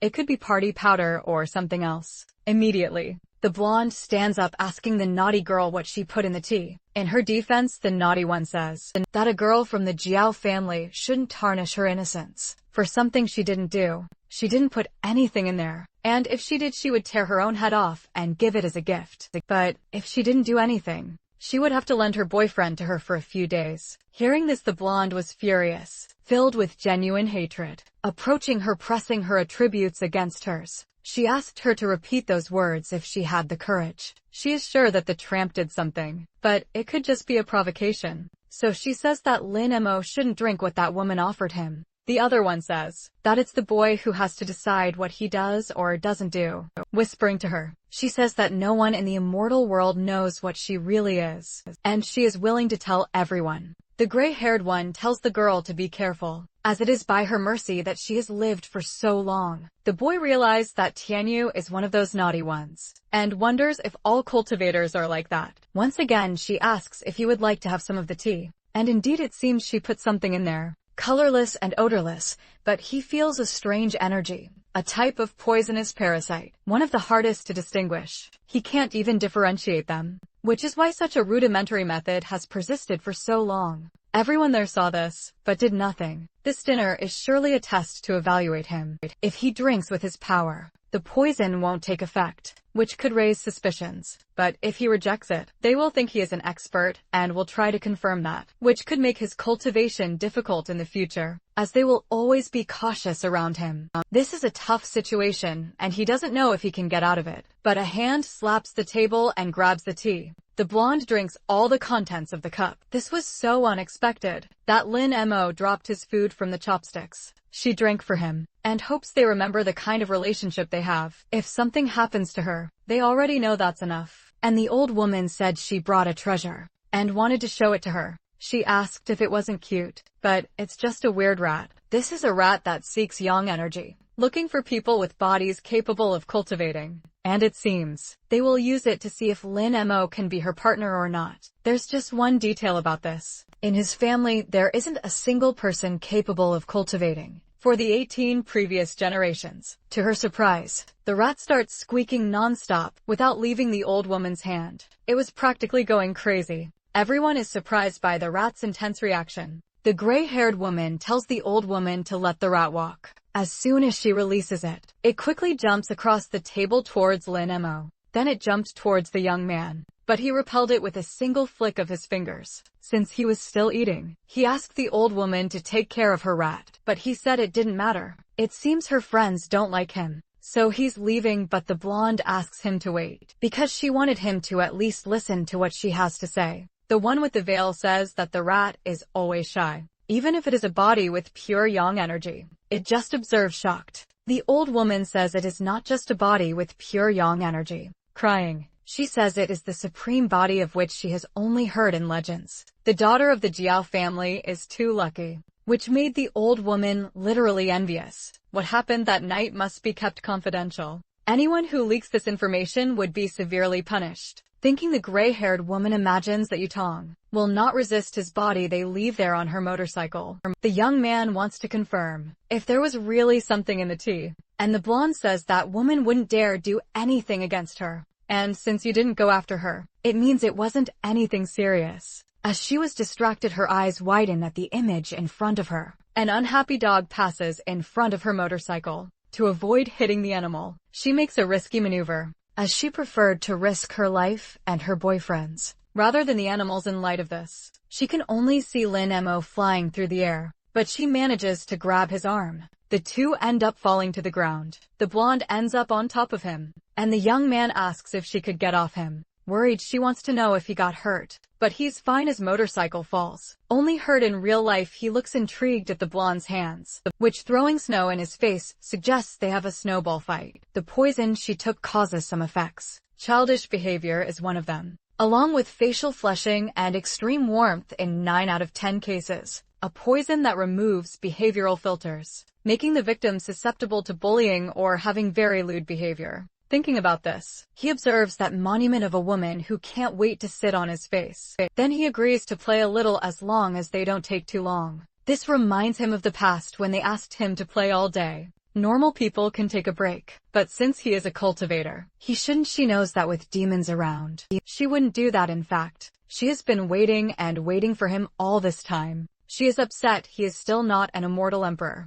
but the elders say he has the potential for it. The girl wants to know how long it will take him to reach that status, until he achieves immortality, lives in paradise, becomes emperor, and ends the demons. Anxious, she would really like to know how long it will take him. 1,000 years, 10,000 years. If that's the case, it's possible the world will end long before. Moreover, it's possible he will never marry a mortal like her. All she wants now is for him to dedicate half an hour of his day to play with her in the snow. Then she apologized for putting him in a complicated situation. She asked him to go on and be the hero he wanted to be. Maybe in another life they could meet again. Who knows, for she will continue to bother him so that he enjoys the snow with her. The monstrous sword says that this generation of cultivators is stupid. He shouldn't have given that place to weak mortals. Since the demon king doesn't care, he will destroy that place. The girl crawls. The air is so heavy that she can barely breathe. As soon as he gets close to her, the monster sword strikes her hard. But the emperor had appeared to protect her.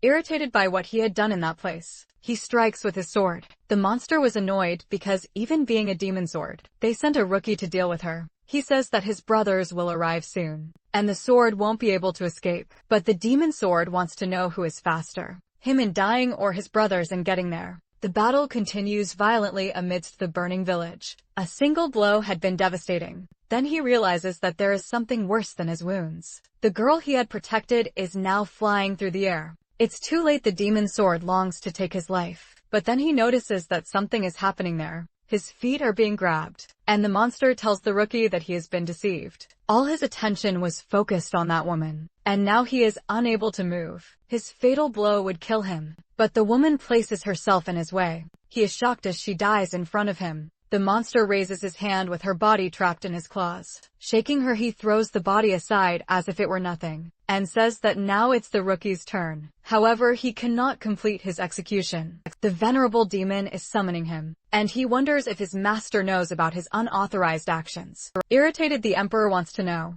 if he is a lackey of the venerable demon. Whether he is or not, it is too bold of the rookie to ask him that. He should be grateful to the venerable demon for thanks to his call. He is now a hero of the immortals. He turns to Ying, for he is in shock and wants to know if she is okay. Barely able to speak, she says that the boy has returned. She wants to know if it is really him, for she can no longer see anything. Crying, she says that it is indeed him, asking only for her to hold on a little longer, for his brothers are already coming. But she can't take it anymore and asks him to listen to her. Behind the bamboo forest on the edge of the cliff, he will need to go alone, but hopes that in his next life she can accompany him. Her last words to him were an apology. The fire continues to consume the forest. Amidst the mourning that the emperor felt, the future demon king tells her father that the sword is problematic, and that it is only a matter of time before greater consequences arise. He could not continue to shelter something so problematic. She should learn from it. It is not bad to kill and destroy. But her father simply gives her a severe slap across the face. Killing insignificant people or killing bandits is the same thing. Her weakness will cost everything for which her ancestors fought, and perhaps she will not be the next venerable demon. He remembers her request, for it was snowing, and how he never had time for that until his eyes land on something. Looking at the moon, he remembered what she said, that if he kept practicing, he would have gray hair. His memories make him cry. Mourning, she told him to be a hero so they could meet in the next life. Now who stands before him is the blonde, but he remembered the promise of his first love, that she would continue to bother him. to play in the snow with her. All he wants is to stop lamenting and to stop making the same mistakes. The blonde looks at the screen intrigued. She ended up encountering something unexpected. She needed to read that carefully. Wei Qin had made an attempt on her own life and was successful in it. She lamented for that woman. Soon after, another message appeared on the computer. The person was not well and is canceling that game team.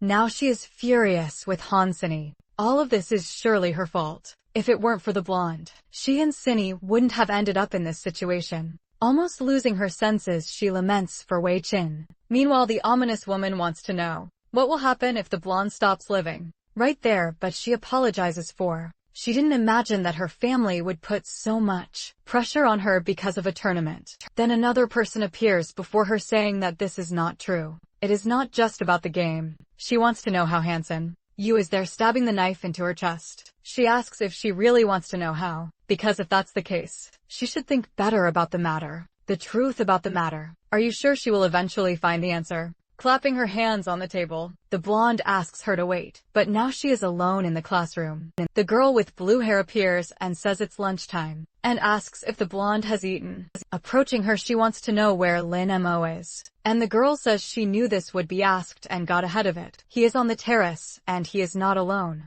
This made her jealousy grow. Seeing the blonde leave, she asked her not to get into trouble. She doesn't want to believe that someone like Shini is interested in someone of the opposite sex. Besides, she has never heard anything from her about the subject. She wants to see with her own eyes what they are doing up there on the terrace. Her eyes are in shock. Apparently what they say is true. The two are up there playing chess. She approaches the girl and says, everyone at school knows she likes Lin Mo, but it seems she doesn't realize it. She says they have been playing there every day since they met, and that everyone at school knows this except her. The blonde is deeply irritated. Since she is there, she has something to ask her. Something related to her older sister. But the brunette says that this question doesn't make sense, as neither she nor the blonde's older sister has anything to discuss with her now. She knows she is guilty, but she just wants to know why she hates her so much. Thus the brunette moves even closer to her. She said, staring at her, that the blonde knows nothing. Curious, she wants to know what she doesn't know,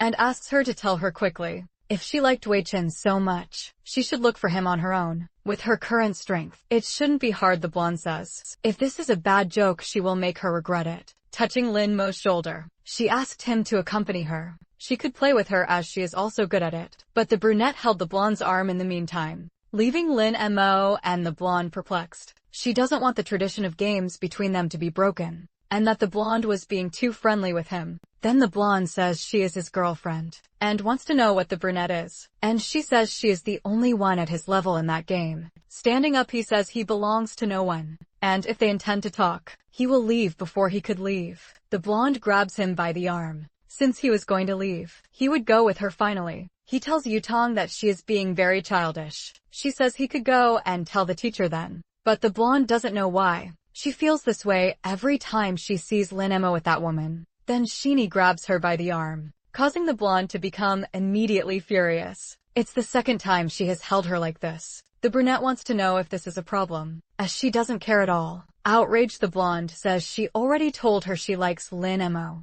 Burning with jealousy, she wants to know if she wants to steal him from her. Then the brunette says she is already fed up with the blonde harassing a guy like him. Manifesting her aura, she says she won't repeat it, and it's best that she lets go of her immediately. This makes Ginny irritated, as the blonde is just a daughter of destiny or whatever that is. Only the blonde's irritation keeps increasing. Her aura grows even more as she is upset that an ordinary girl wants to compete with an immortal. Thus her energy keeps manifesting more and more. However, she begins to have a peculiar impression. Her hand is now embedded in a huge rock. It was as if she were staring at a massive mountain. She can't move a muscle and doesn't know how this is possible. Knowing the brunette for a long time, she can't believe she could also be an immortal. Now she watches her with much more curiosity. Nearby, Lin Mo realizes that things are complicated now. He is the one who doesn't believe who Shin-Yi really could be. After the incident, the blonde rides her motorcycle deep in thought.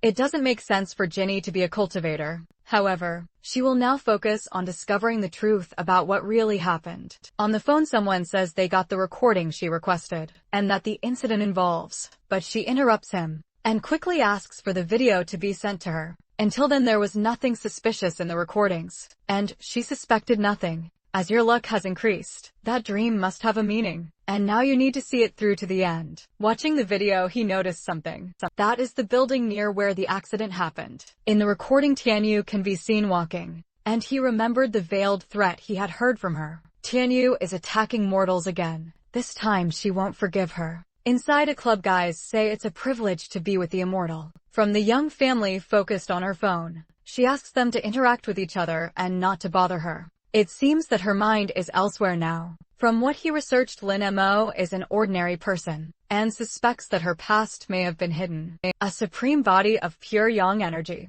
This makes her furious, that the blonde managed to get something so good. A strong impact occurs at the door. It was the blonde who had just arrived. Full of rage, the blue-haired guy wants to know what brings her to that place. She slams her hand on the table with the recording. There's something she wants to ask you. The gray-haired woman says that her family members don't change, and that the blonde has never had manners. Then she orders her lackeys to leave. Only the woman and the blue-haired guy remain. The blonde wants to know why she was with the girl that day. She looks cynically down, says she doesn't know what the blonde is talking about. Since she doesn't want to tell, she will refresh her memory. In the past, Wei Chin was part of her team, and they made it to the spring selection finals. The team they defeated in the final was called Heaven's Gate. The gray-haired woman wants to know if she should be impressed by now. Furious, the blonde tells her not to lie, because she knows that the leader of that team was her Tianyu. Filled with envy, she hurt Shin Yi and killed Wei Chin. She did this just to jab at the blonde and satisfy that sick pride she has. Then she puts her hand over her mouth mockingly. She sighs at her after hearing all that. Soon she starts to smile uncontrollably. But the subject is serious, and the blonde wants to know what she is smiling about. She said that Yutang is really very cute. Then she patiently lights a cigarette. At that time, she was bored and formed a team that ended up losing in the finals. She knew nothing about the other team, and just found out that it was the blonde's team. But if she had known it was her on the other side, she certainly wouldn't have missed a second opportunity. The blue-haired guy says that the gray-haired woman is from a traditional family of immortals, and wouldn't waste time on such trivial matters. Since she was bored at the time, she just wanted to walk a bit. That doesn't mean anything, and she doesn't recognize that girl. Being in the same recording as her is just a coincidence. And taking the phone from her hands, the blonde questions if it was really just a coincidence. They entered the building together and left. After Wei Chin jumped from there. That's not a coincidence. But the gray-haired woman says that many people passed by there. Assuming she has something to do with it is hasty, however. If she wants to fight, she can go ahead because she's not afraid of her. This time she will take it seriously, and won't hesitate for a second. So it's best if she leaves before she gets angry. Furious, the blonde gives a strong kick to a nearby object. She asked the girl to repeat what she said, and the blue-haired guy had to hold her back. He said he would let her live today as a symbol and gratitude to her father. But as soon as he finds the evidence he needs, he will destroy her and her whole family. After saying those words, he started to leave that place. The guy says that Yutang is very impulsive, but what she said is serious. With a cold look, the gray-haired woman wants to know if he doesn't believe her. That's not what she meant. But it has been a tumultuous year, and it's not wise to make the family that supports them the most angry. Continuing to smoke, she says he could go and doesn't need to wait for her. So he leaves, saying that they're all rude. The girl was left alone in the room with her cigarette, making a call. She ordered them to find out who leaked the recording,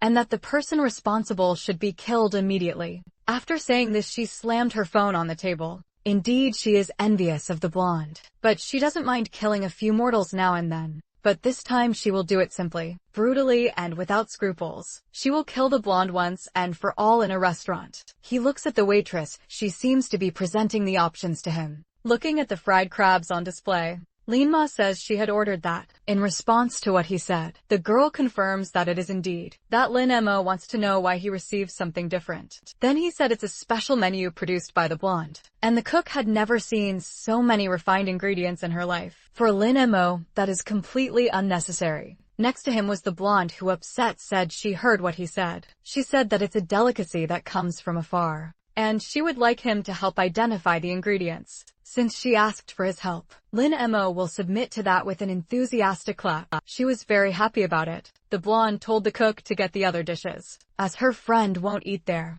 Knowing that Lin Mo likes to eat in peace, she set aside an empty room for him to have his meals. In response, he simply said that the blonde doesn't need to do pointless things anymore. In light of this, she grabs him by the arm, and he looks at her from the corner of his eye. That is not pointless for her, as it is a gesture full of meaning, as she is madly in love with him and hopes to deflower him one day. It is indeed full of meaning and countless intentions. Hearing these words, he was a bit surprised, but soon gave her a discreet smile, since it's like that it's all good for him. As Lin Mo walked away, the blonde noticed a pair of feet approaching. Immediately she was surprised by what she saw. It was the brunette who was inviting Lin Mo to play once again. Then she steps between them, asking them to start in the room she reserved for him, and if he wanted to play with someone, it could be with her. Seeing this, the brunette says that the blonde is always like this, imposing, carefree, and enjoying causing problems for others. She extended her hand and asked him to look around.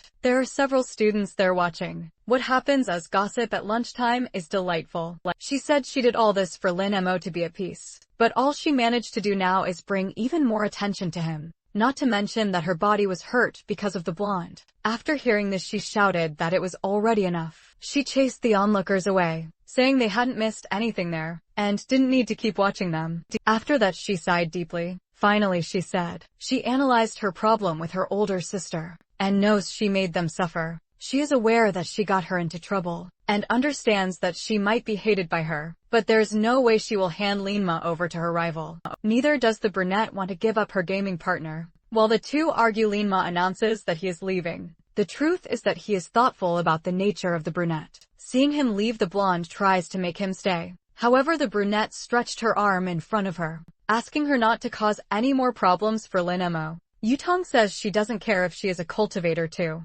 but she shouldn't use the game as an excuse to be with him. And if she likes him, fine, but she shouldn't interfere. But if she is approaching Lin Mo just for revenge against the blonde, and to hurt his feelings, things would get complicated for her. But that's not quite what happens. Completely blushing, she says she doesn't like him. They're just gaming partners and nothing more. Hearing this, the blonde releases the brunette's collar. Since she is honest and has good intentions, the blonde will let it pass, making it clear that she is not competition for her, as the blonde can offer everything, and she would like to know what the brunette can offer Lin Mo. Without hesitation, she says she can play with him, which ended Yutang's argument. Bringing her hands to her head, she says she can't deal with this anymore. Now she is alone on the terrace without her friend. She extends her hand over the board. Playing alone is definitely very boring. She played alone for decades, but this time it was the most boring session of her entire life. She looks intently at the terrace door. After what happened, he still hadn't arrived, and she remembered what the blonde said to her about what she could offer Lin Mo. Indeed, she doesn't know how to answer that. All she can offer is a cold terrace and a game of chess. As she regained some of her strength, the cold doesn't bother her, and Lin Mo is just immortal, and has played with her in the cold without caring. This left her in shock, as the venerable demon is caring for a mere mortal. But as a demon king, if she takes the world for herself, she could offer everything to Lin Mo. While she was daydreaming, she heard the door open. Immediately she went to see if it was Lin Mo arriving, but there was only a little creature there. She doesn't know what to think. The cultivators there are weak. The only dangers are the immortal emperor and the demonic sword on the ledge. She thinks a little more in thousands of years. She has never felt this way, anxious, and wants to know if he went to the room that Yutang managed to get into. Then she imagined that the young people of this time are sensitive, and that maybe he went there because of what happened earlier. However, she doesn't know why. She is thinking so much about him as he is just a gaming partner. What the blonde said to her left her thoughtful. She doesn't like him, and hopes Lin Mo doesn't misunderstand her about that. So she decides to explain herself soon, so he won't have any misunderstandings about what she feels. As soon as he answers the phone, she introduces herself. He said he knows she is a good girl and will find someone better, and hung up the call. That was definitely not what she expected. Throwing her phone on the ground, she said he should listen to people before jumping to conclusions. Embarrassed by the situation, Han decides to look for the guy to clarify things. She thinks she let herself be swayed by Yutong's words. trying to convince herself that she doesn't like Lin Mo. Walking down the hallway, she spots the blonde's friend. Han approaches asking if the girl knew where the young man was. Irritated, the girl starts to say she didn't know, but suddenly has an idea. She says she saw the boy playing basketball on the school court, and if Han wanted to find him, she should run. Han is incredulous at the information, since basketball is not something he would play. However, the blue-haired girl replies that she didn't care if Han believed her or not. Quickly leaving, the brunette crosses her arms, finding it suspicious, but decides to go anyway. Some students were practicing on the school court. The girl searches for Lin Mo. Suddenly she spots Yutong playing. The blonde makes a basket, being praised by her peers. Han is indignant at the blue-haired girl's lie, but decides to ask her rival directly. At that moment, some girls pass by moving furniture from the sports club. Yutong notices Han's presence. The girl stares at her, asking where the young man was, in a very direct manner, spinning the ball on her finger. The blonde replies that she doesn't know, and questions if he hadn't gone to play. Go with her, the brunette shrugs, ignoring Yutong, until someone shouts for her. At that moment, the ball is thrown with all its force in her direction, but she stops it with her hand. Han asks if the blonde wanted to say something to her. Spontaneously, the girl invites her to play since she was around. The brunette throws the ball, saying that would be boring. She adds that the game was very childish, just putting a ball in the basket to win. Yutong watches the thrown ball, becoming shocked when the ball perfectly hits the basket. Han asks what was so funny about that. Indignant, the blonde says that just because she made the basket doesn't mean she is good, questioning if the girl was afraid to face her, adding that a refined girl like Han only knew how to play Go. Yutong tells her to go away, leaving the brunette irritated. Turning her back, Han thinks that the rival was just the daughter of the heavens. Angry, she questions how the blonde dared to provoke her so many times. With a smile, Yutong teases, asking if she didn't like what she had said. Han stares at her, saying that whoever scores a basket would be the winner. Conceited, the blonde says that if she won, the rival would never play Go with Lin Mo again, offering a deal. She adds that if she lost, she wouldn't interfere in their game again, and the brunette agrees. Some boys approach to bet and film the girls' clash. Yutong asks if her opponent would play wearing the uniform, or if she wasn't taking it seriously. Han arrogantly replies that only those who were worth it deserved a change of clothes.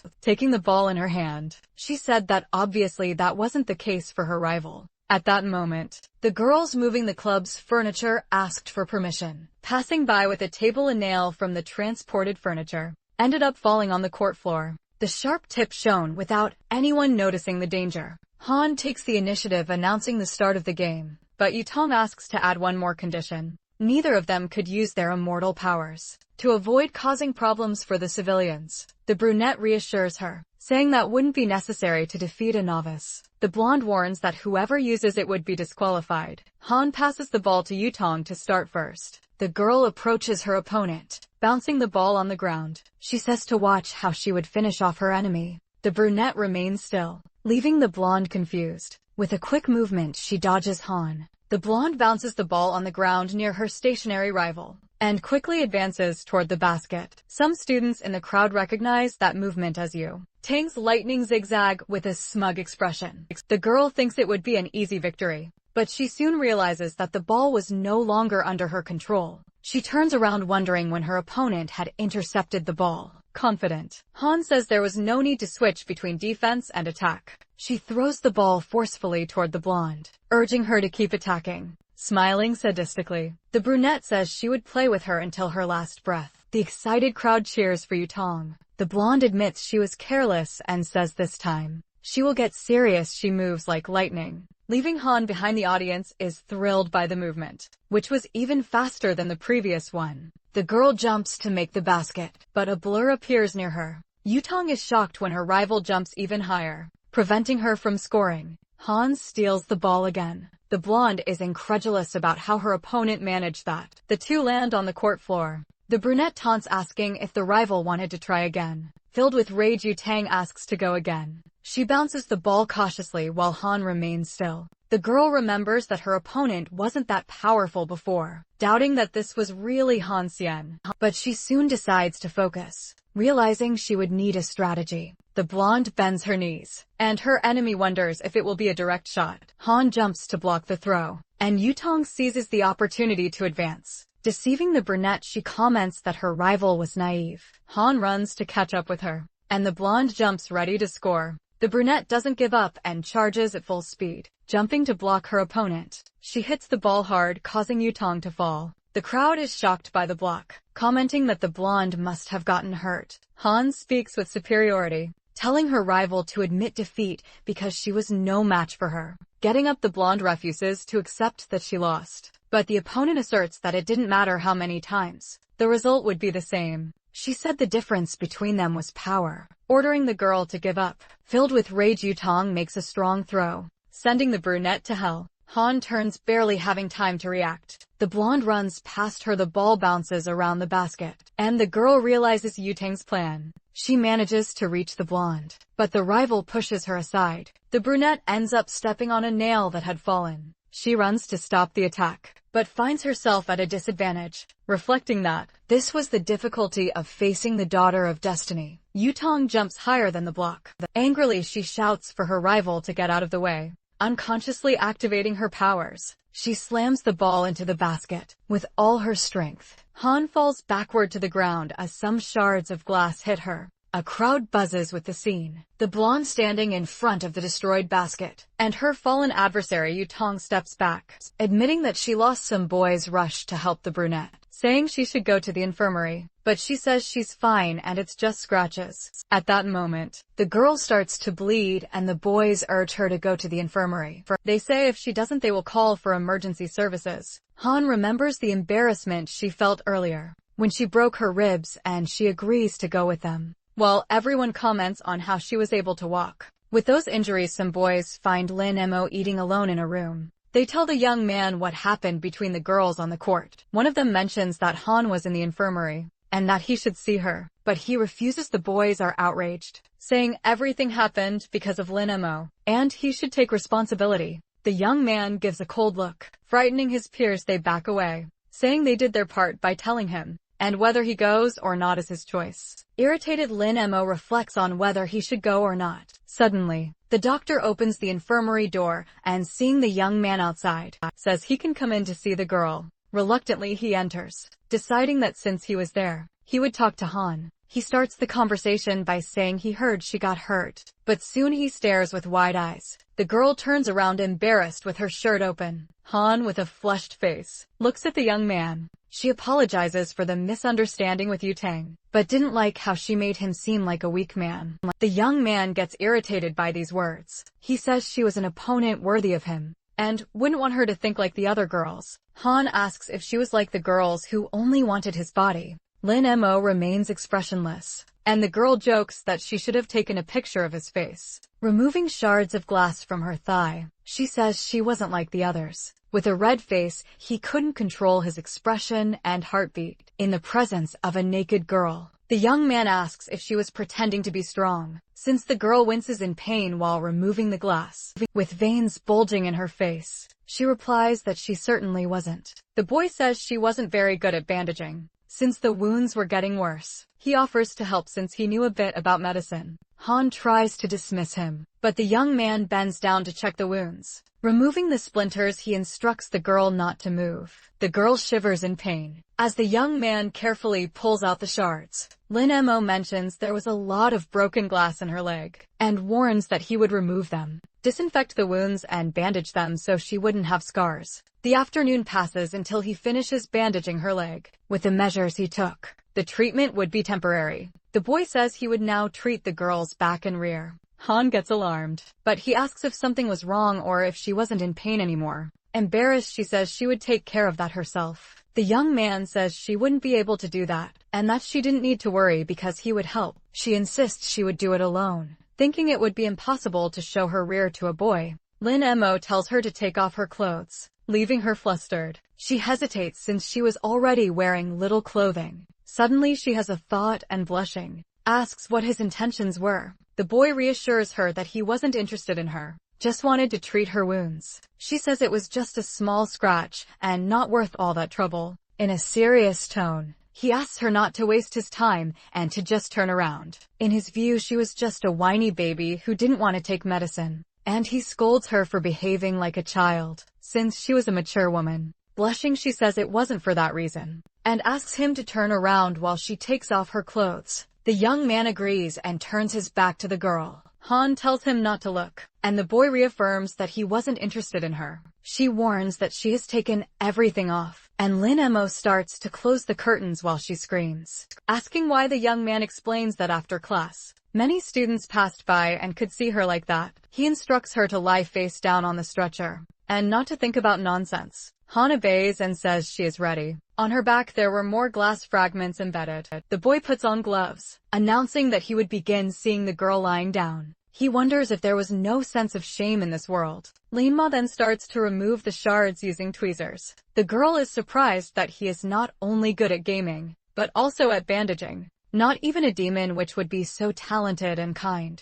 The young man removes the glass splinters, placing them in a container. The next steps would be applying medicine and putting on bandages. Fortunately, she was a cultivator. Otherwise, she wouldn't get out of bed for an entire month. The day comes to an end, and the boy announces that he has finished the bandaging. But he notices that the girl has fallen asleep. In a bad mood, he takes off his blazer, covering Han with the coat. As he heads for the school exit, someone calls his attention, referring to him as Yutong's toy. The gray-haired woman says it's late and offers to take him home. The two stare at each other in the middle of the street. With empty eyes, the woman proposes a game of cat and mouse. She explains that the boy would be the mouse, and should run as fast as possible. Yang would be the cat, and would look for him. But when she found him, she would leave the young man in pieces. Threateningly, she says she would cut his body into pieces and send one by one to you. Tang this way. The blonde would be anxious to receive a piece of Lin-mo every day. With a relaxed expression, she wonders how long it would take to capture him. She touches the boy's shoulder,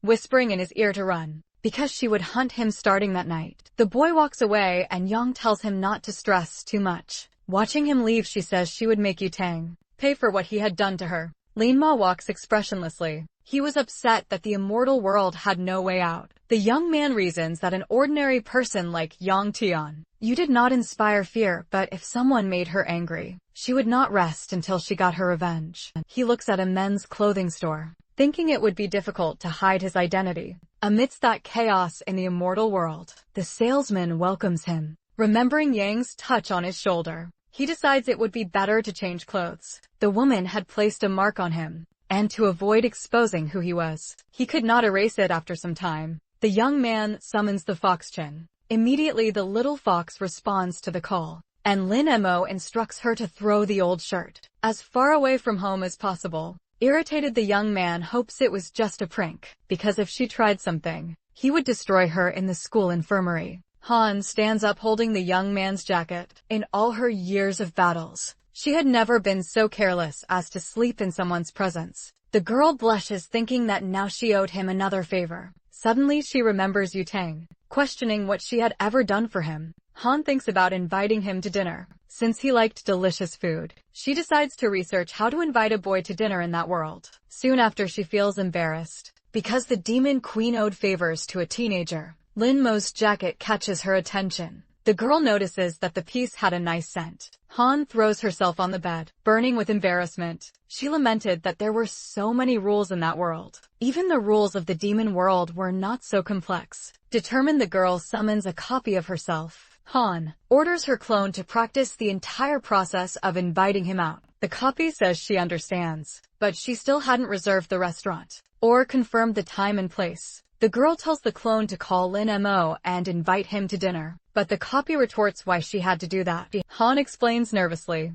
that he had seen her without clothes and healed her wounds, and she had no decency to call him. Understanding the situation, the clone immediately calls, leaving the girl shocked by her directness. She trembles with nerves while the clone talks to the young man. The copy coldly states that she would like to pay for dinner, since she didn't like owing favors, leaving the girl desperate. Han hears the clone arrange to meet the young man after class, and feels excited finally. The copy says he accepted, and Han jumps for joy. The girl's family scolds her for shouting since it was already late, and she composes herself. The girl asks for the phone back to make the reservations. She sighs before dialing with a threatening aura. She makes the call. The copy watches in shock at the mood change, while the girl talks to Shin.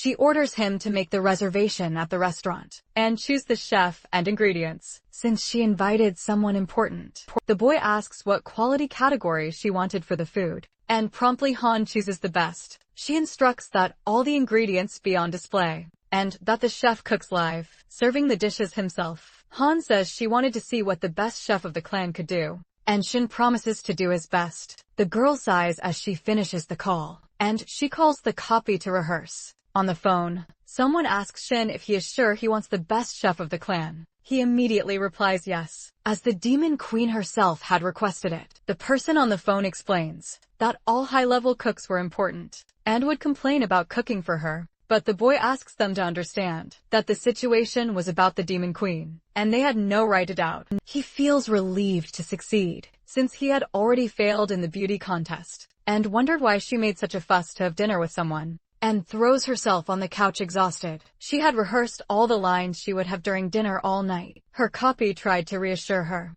saying that practice was proof against foolishness, so she shouldn't worry agitated. The girl replies that there was no way not to worry, since it wasn't just any meal. At lunchtime, Yutong sat alone on a bench. She ate a snack completely bored. The blonde lamented having gotten angry and used her spiritual energy, losing the bet with Han grumbling. She wondered why she had to go or if she could play with them, when suddenly she receives a call that she answers in a bad mood. She sarcastically says that Yutang has passed away, and asks the person to burn incense for her. But the person on the line alarmingly warns that several bigwigs from the demon clan were gathering in the city. The girl questions what was happening, and if her grandmother already knew, but the informant couldn't say. The blonde replies that if her grandmother couldn't return, she would handle the situation herself. Yutang gets irritated, because she already had the emperor and the demon queen, and now the clan was causing problems too. Suddenly, she spots Han and wonders why she isn't on the roof with Lin Mo.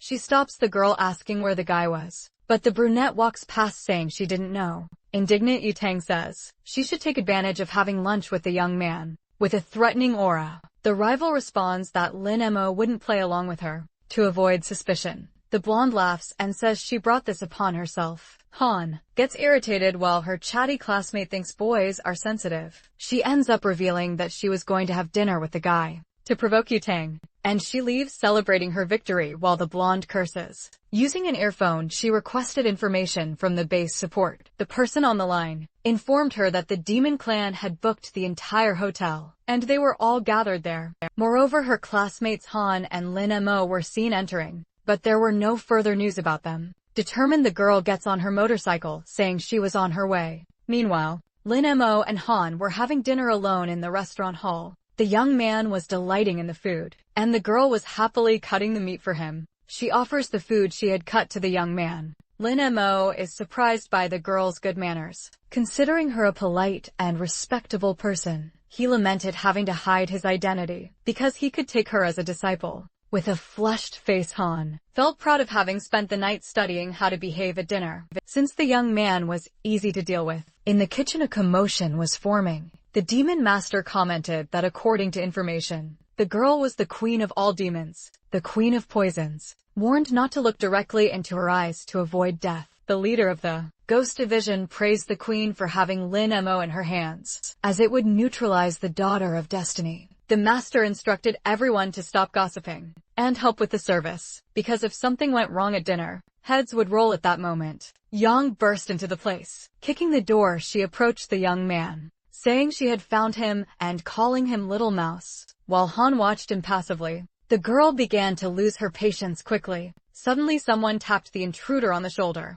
The master threateningly interrogated what the hell she was doing there. The woman recognized the division leader and became terrified. She started to have doubts upon seeing that the big shots of the demon clan were there, wielding a cleaver. The man informed her that they were closed and asked her to leave. Trembling, Yang apologized and said she was mistaken. The master kicked her out of there. Through voice transmission, they instructed her not to run away, and to wait until the guests finished eating. Yutong came running down the hallway, seeing the girl on her knees. She asked where Lin Mo was. Traumatized, the girl replied that they were all there, and the blonde was confused by her state. The master turned to Han apologizing for the interruption, and promising that nothing would disturb them again. Soon after, Yutong entered the hall asking for the young man. However, her attention was captured by the chief, who asked if she had also entered the wrong room. With a frightening aura that night, a taxi was speeding through the streets. In the passenger seat, Yutong's major grandmother urged the driver to hurry. She thought that if the information was correct, and all the high-ranking members of the demon clan were gathered, even she wouldn't be able to handle them all. However, Yutong and Yang had gone there of their own accord, so she had no choice but to negotiate. Looking around, she wondered if there were any guards since everything seemed normal,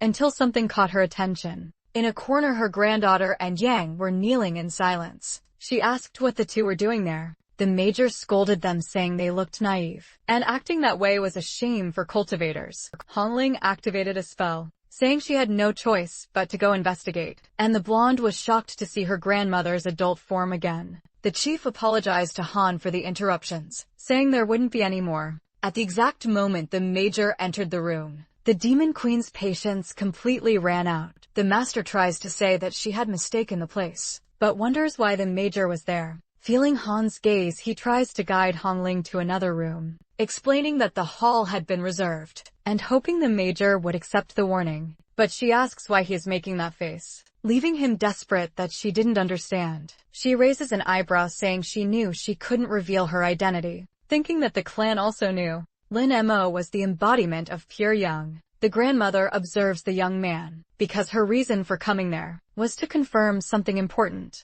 Lin Mo had been present at all the main events that had occurred. It was suspicious that the incidents happened around him, and the young man always managed to save himself from danger, unless he was the immortal emperor. Last time the demon queen had broken her sword in two. One part stayed with her and the other was refined by the emperor, and now the fragment was drawn towards its master. She is surprised when the fragment flies from her hands. The major wonders if the item just floated and disintegrated, but realizes that the fragments went to where the young man was sitting. The grandmother begins to conjecture that perhaps Lin Mo could be the emperor. The young man looks at her, signaling her to be quiet. As he does this, a black aura envelopes him, and Hongling feels an enormous pressure, confirming her suspicions. To reflect on her actions, the blonde protests, asking how she could leave Lin Mo alone in that dangerous place. But the grandmother tells her to shut up. She orders Yutong to pay attention to her words, forbidding her from mentioning the young man,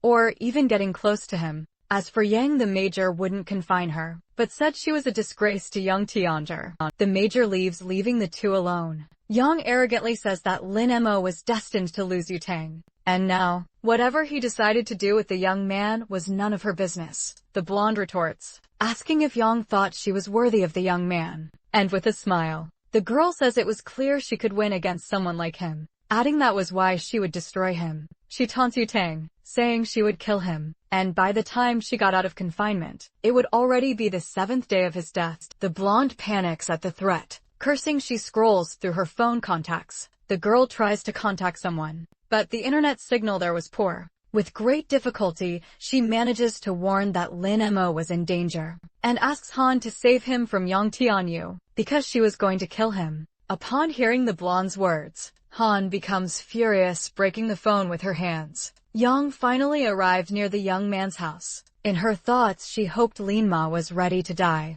but suddenly she feels that something is wrong. A murderous aura oppresses her. Yang disappears from the location. Instantly running, she thinks that if she had been just a little slower, that would have killed her. Wondering whose aura that could be, she prides herself on her speed, which even the major couldn't reach. Tears fall from her eyes because, even at full speed, she couldn't shake off that suffocating feeling. Looking back, she wonders if the pressure has lessened. Upon reaching a forest, she thinks, relieved that she managed to escape. Someone speaks to the girl, saying she looked tired and offers her water. Yang accepts because she was dying of thirst, but looking up she feels fear again. Han was looking at her with red eyes and that threatening aura. She mocks Yang, saying the girl was so scared that she wet herself. The brunette lifts the enemy by the neck, threatening her desperate. Yang says she was the only daughter of Master Yang Tianqi, and the heir of the Taoist sect of eternal life. But choking the girl, Han says she understands, adding that Master Tianqi would have to produce a second child.